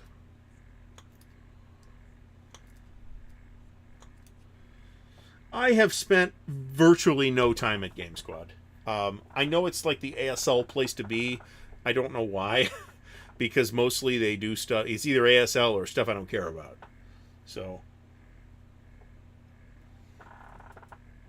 Vince Ree says that BGG is the ratings anyway, or the Rotten Tomatoes of gaming. That's absolutely right. This is these are train units.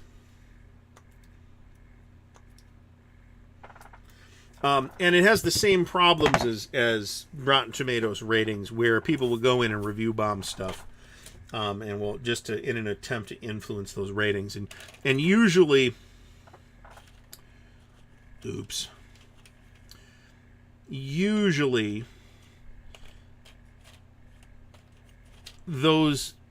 things will end up flushed out as a statistical fluke, but not always, and you can end up with lingering problems because of that.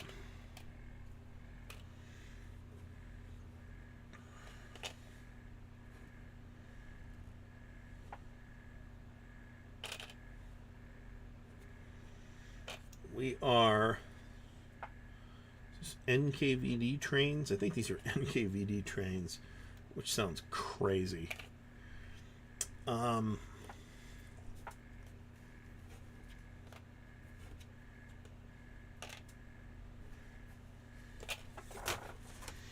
do labels for these things too.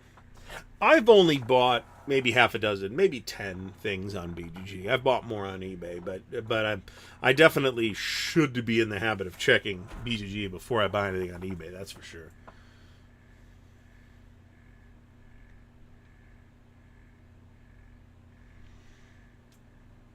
So, oh, okay, I see what you're talking about. That is not Mike. That's not somebody I buy stuff from or even look at stuff from, really ever. I think, for a variety of reasons. I'm not sure I knew that misbehavior was occurring, but that doesn't change my mind on that designer. So.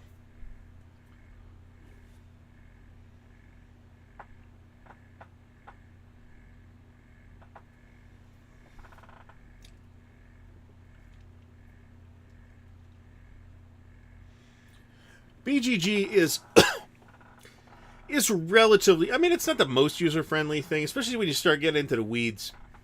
But I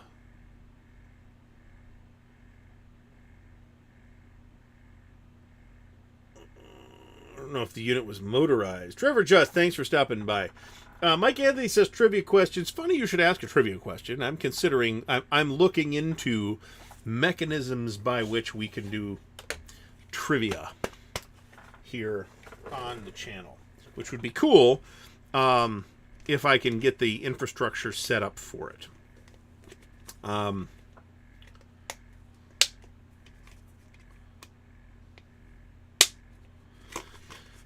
Mike, I can tell you that the SS Marching Band unit is in the game for the Devil's Cauldron. We actually had a story. That unit wiped out a company of relatively elite British 1st Airborne troops in our game just because they rolled really well.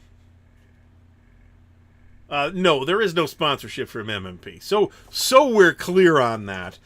I was very dismissive when somebody mentioned that. No, I mean, hey, give me a call, guys, and we can talk. But I'm under. I have not asked. They have not offered. So, but I buy a lot of stuff from them. And well, there's now 3 more unboxing videos in the pipeline. Eventually, they all need a little bit of editing. I was confused because of the way I pulled some stuff out of the box from last Blitzkrieg. I thought I was missing something, and it turned out I wasn't.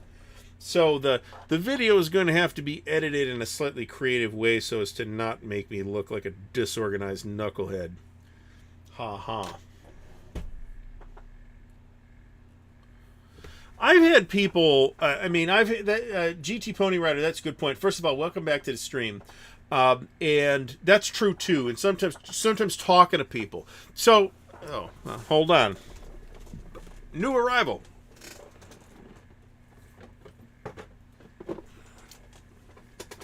Deadly Northern Lights, 1985.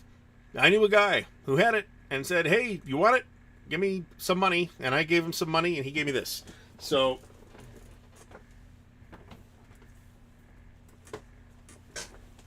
a lot of times, just talking to people about what they got and what, in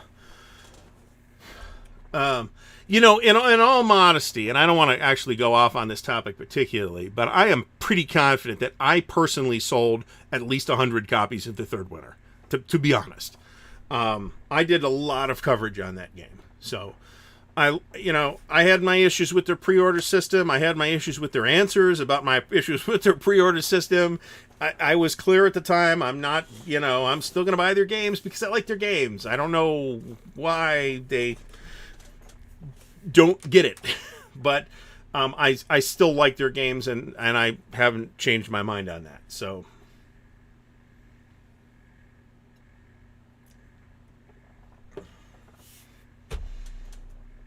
and oh Jesus, Europa's got the king of weird units. They got stuff. We have NATO symbols. We have no idea what they are. It's like, I don't know what this is. I gotta look. This isn't the NATO symbol. They made this up. Chuck Turner, thanks for stopping by.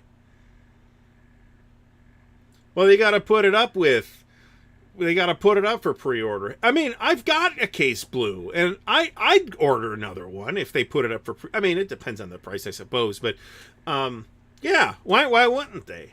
But they got to put it up. I could spend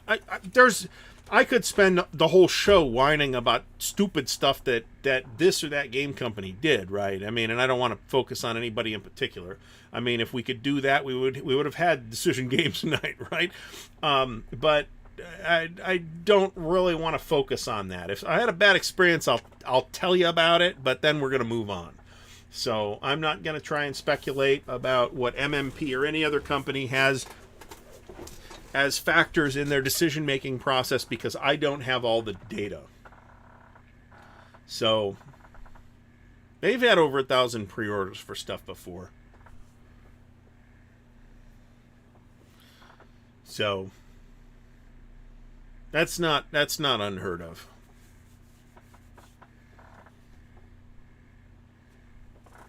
So we still got quite a bit of this. Got to get busy here.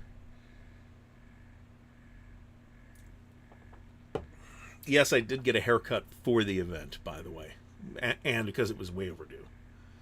So, I mean, Mike, it certainly feels that way. I mean, I don't know, but what I do know is, let's say they have core ASL items, right? I mean, everybody assumes at least ASL is their bread and butter. I don't know to what extent that's really true. But everybody assumes it, and they reprint Yanks. 6 months later, it's out of print. They reprint ASL Starter Kit number 1. 2 months later, it's out of print. This does imply to me that maybe they should be looking at printing in larger quantities. But for all I know, they are increasing their print runs every time, and they're still selling out because these things are growing. Oh, I did. I probably sold 20 or 30 copies of Hanut. I think that's. Very, very within the realm of possibility. Plus, and it's not particularly expensive. That helps, too. Third Winter's a $200 game. So. And I'm pretty confident I sold some Hood Strikes North as well. But there's other people than me in that particular circle, too. You got Patrick's Tactics and Tutorials. And I don't know what his numbers look like, but he's doing some really good work with playthrough content on the Great Campaigns of the American Civil War series, which remains one of my favorite series. So, we're gonna be mixing this up a little bit over the next. Well, you'll probably see it differently next week. Let me put it that way. ASL Swedish Volunteers. The Swedes get their own color. The Chinese don't have their own color. Why do the Swedes have their own color? Don't know.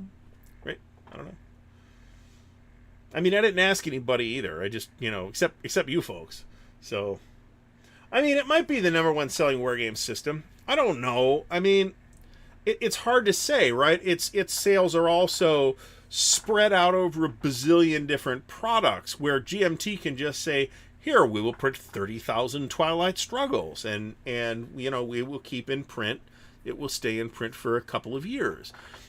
So without actually having actual numbers, anything I can say about that is absolute guesswork. So, which is why, as easy as it seems a lot of the times to second guess this stuff from everybody, not just from MMP, you and I and other people are not privy to those numbers that those folks are presumably using to make those decisions with. So,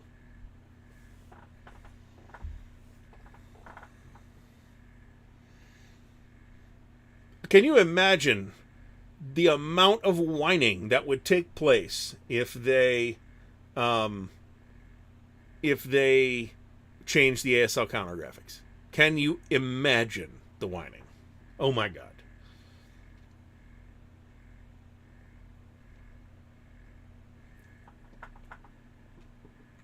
William Aarons, they're not. That's an apples and oranges comparison. If you're asking, I've probably bought roughly the same number of games things from Noble Knight as I have through the BGG marketplace. But Noble Knight is a vendor, right? BGG is just a website where people hang out, and some of those people have stuff they want to get rid of. So, I mean, it's an apples and oranges comparison.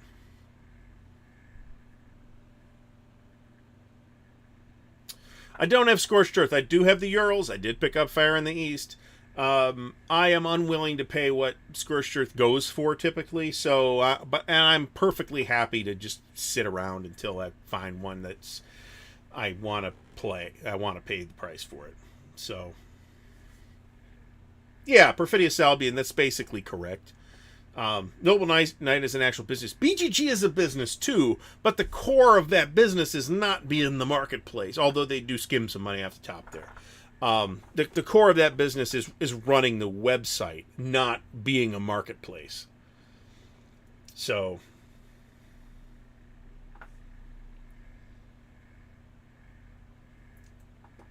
hey, they made a huge shift when they released the ASL digital rulebook. So, Scott, what's his name? Scott Blanchett, whatever his last name is, has come in as the business manager or whatever his title is, and made some immediate changes that I think are positive looking changes from where I'm sitting. Right, I'm just a guy with a big mouth and a YouTube channel, so. I mean, it's slightly disingenuous of me to say that. I've got to be a little more sensitive about it than that. But because I have a pretty big YouTube channel in this space, so I do have to be careful about not saying anything that's too egregiously stupid. But and then apologizing for it if I did say it.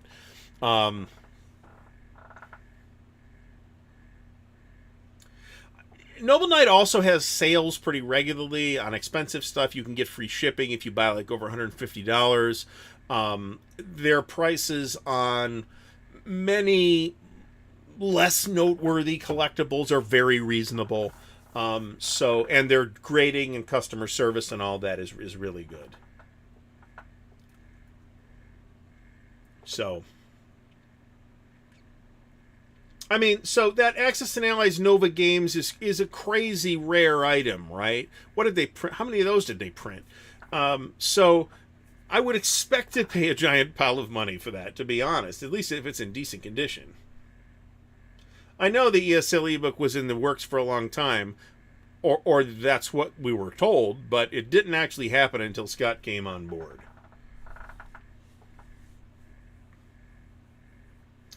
A variety of third-party ASL suppliers do upgraded counters. That's true. If you really just hate the ASL counters that MMP has, you can go buy complete replacement counter sets from a variety of different places. So, I mean, I know Critical Hit is one of them, and I know there's at least one other one. So, I mean, you could certainly do that.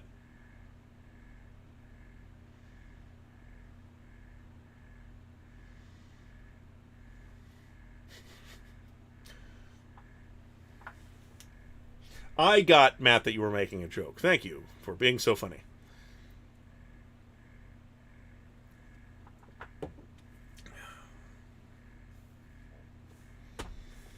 So, how are we doing on this? I think we've got about, excluding markers, we got about less than half a counter sheet to go here. That's not bad. This counter sheet is actually out of Crimea, but has errata counters for all the previous games in the series, which in the case of Crimea is all the previous games in the series. So,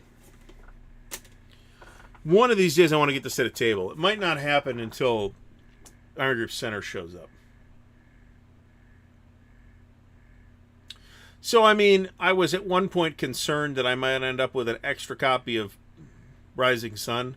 And I told myself, you know, if you have an extra copy of Rising Sun, just wait 2 years, and then you could sell it for $400. So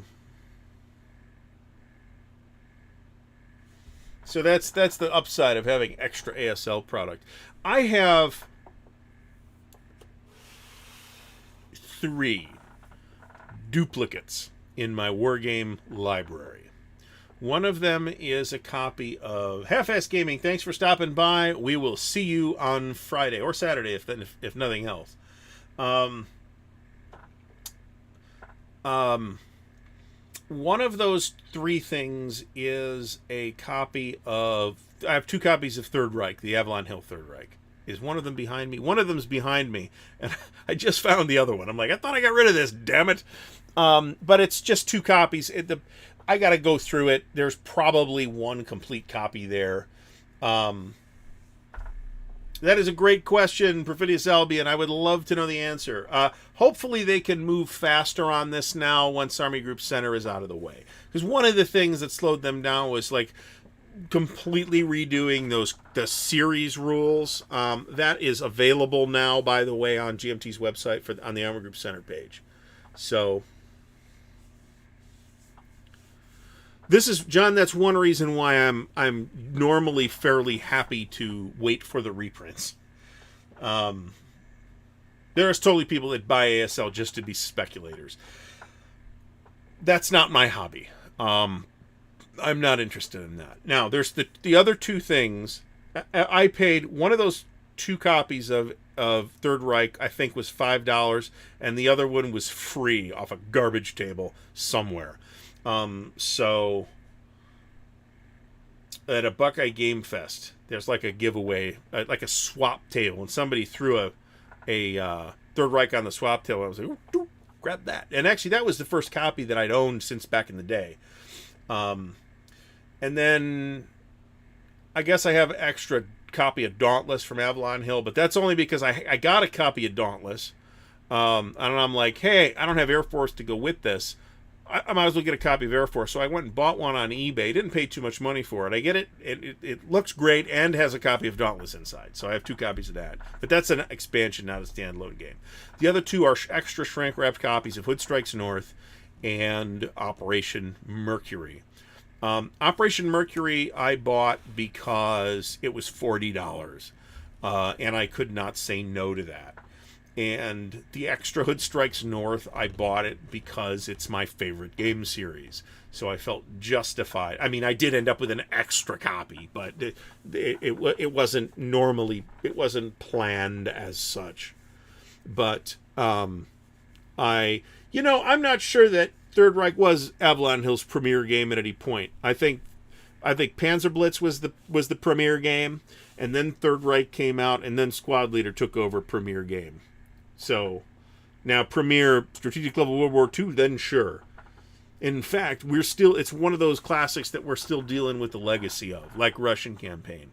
where we're still seeing new games come out in those spaces that are answers to Third Reich or Russian campaign.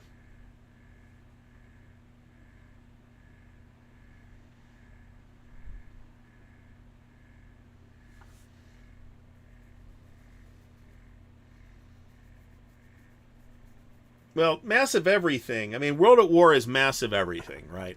It's a 200 plus, it's like a 220 plus page rule book at this point. Yeah, I mean, I think, I mean, it depends on what day you ask me, right? There's days I'll say OCS. There's days I'll say GCACW. There's days I'll say Great Battles of History. There's days I'll say GTS.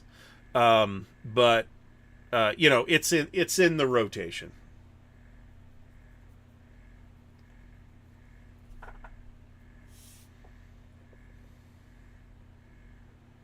Well, for at one point, Panzerblitz was the best-selling wargame of all time, and I'm reasonably sure that that got surpassed by Squad Leader at some point. Yeah, I don't have duplicates of anything else, and I don't want duplicates. I'm having trouble storing this stuff. The last thing I need is extra stuff. One of the motivations. Oh, by the way, this is counter clipping stream number, I think, 47. When we hit 50, there will be giveaways. So assuming I remember that it's episode 50, so that's like 3 weeks away. So bear in mind there will be giveaways on that episode. I haven't decided what the giveaways will be yet, but there will be giveaways. Could be a copy of. We'll see. I don't want to say something specific and then disappoint somebody who gets really excited about that. I haven't decided what it'll be yet. So, but there will be at least a giveaway on episode 50. So,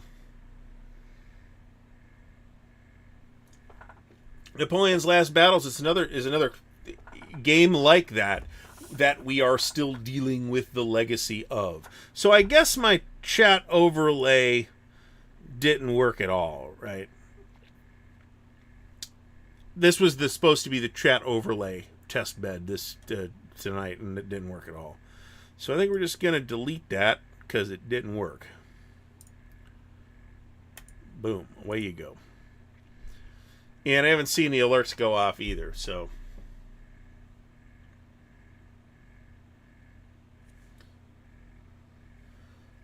So that's, John, the other thing. I really do like the Great Battles of the American Civil War system as well. It is one of my go-to detailed Civil War battle games.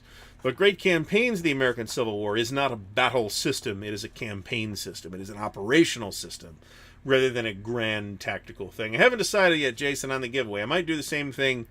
Typically, we roll dice, or we generate a number randomly and have people guess numbers. That's how I've done it in the past. Unless I get the trivia thing sorted out, then maybe there'll be a prize for that. Who knows? I haven't decided yet. There will be some kind of special brouhaha happening on episode 50 in 3 weeks. So bear that in mind.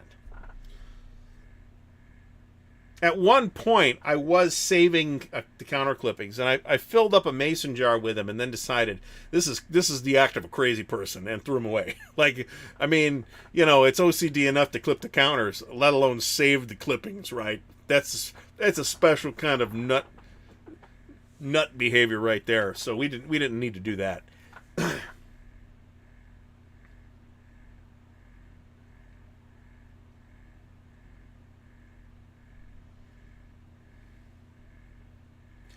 So Alan Salazar mentions, and we can talk about this at some point, the classic games that maybe are super important in the history of the hobby, but maybe are not that great now or worth playing. 1914, I think, is one of those that's probably not worth playing. That's a Jim Dunnigan design, by the way. Universally considered to not be fun. On the other hand, Bulge 65, the original Battle of the Bulge, I think holds up pretty well. Chancellorsville, not so good, but different versions of Gettysburg do hold up fairly well. Not really Gettysburg 58, but some of the later ones do.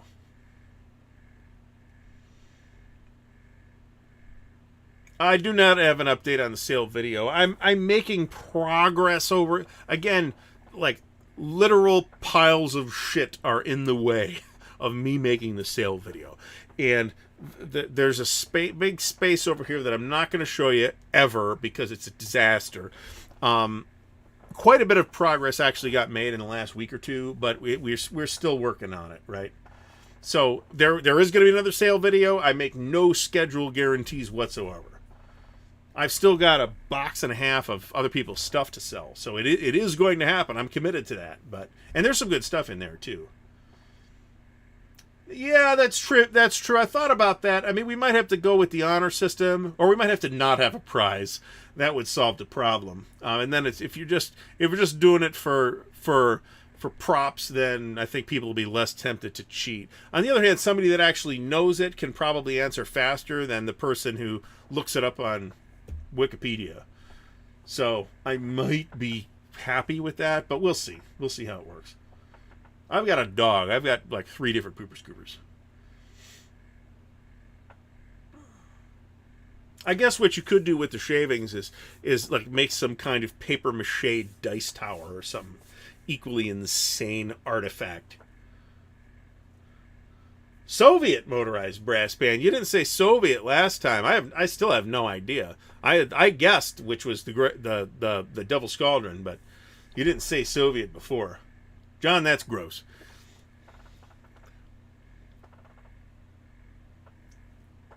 Better spill it now because we're going to call the stream any minute now. We're already over a little bit. I don't care too much, but so all right. So what's coming up?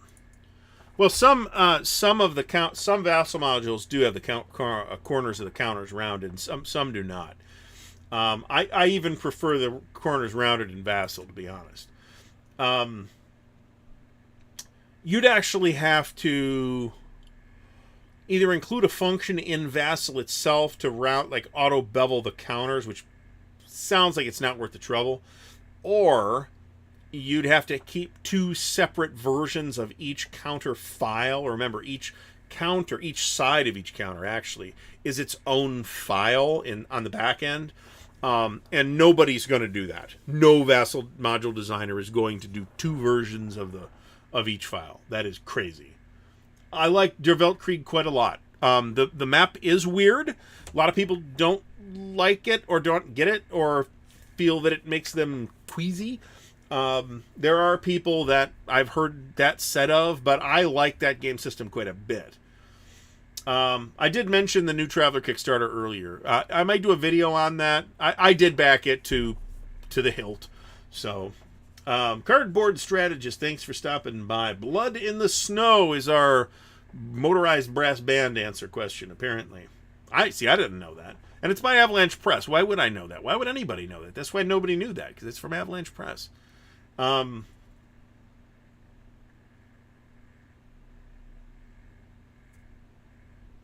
So, I mean, Remembrance Day is a kind of a World War I holiday. For those countries that have Remembrance Day, we have Veterans Day here in the U.S., and it's sort of a generic Veterans Day, as opposed to Remembrance Day, which is, a World War I commemoration, or at least started as a World War I commemoration specifically, and may be looked at in different countries as differently. So I don't even know, right?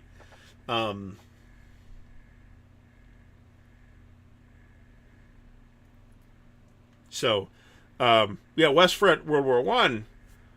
I mean, there's options there, right? Callendale is doing a series on Offensive à Outrance right now, which I have been watching avidly. That's something I have. I've wanted to get it to the table forever. It hasn't happened yet. I have talked to a number of people who speak very highly of that system. It's also a bit of a bitch to learn from the rule book, to be honest.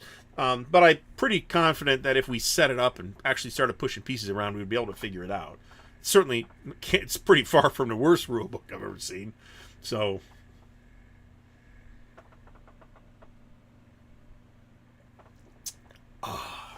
malt whiskey. I love malt whiskey. I probably won't drink much on the trip. I typically don't, to be honest. Honestly, all the drinking I do on this stream is like all the drinking I do. So don't think I'm going to wild parties or anything when you're not looking. All right, so let's talk about what's coming up.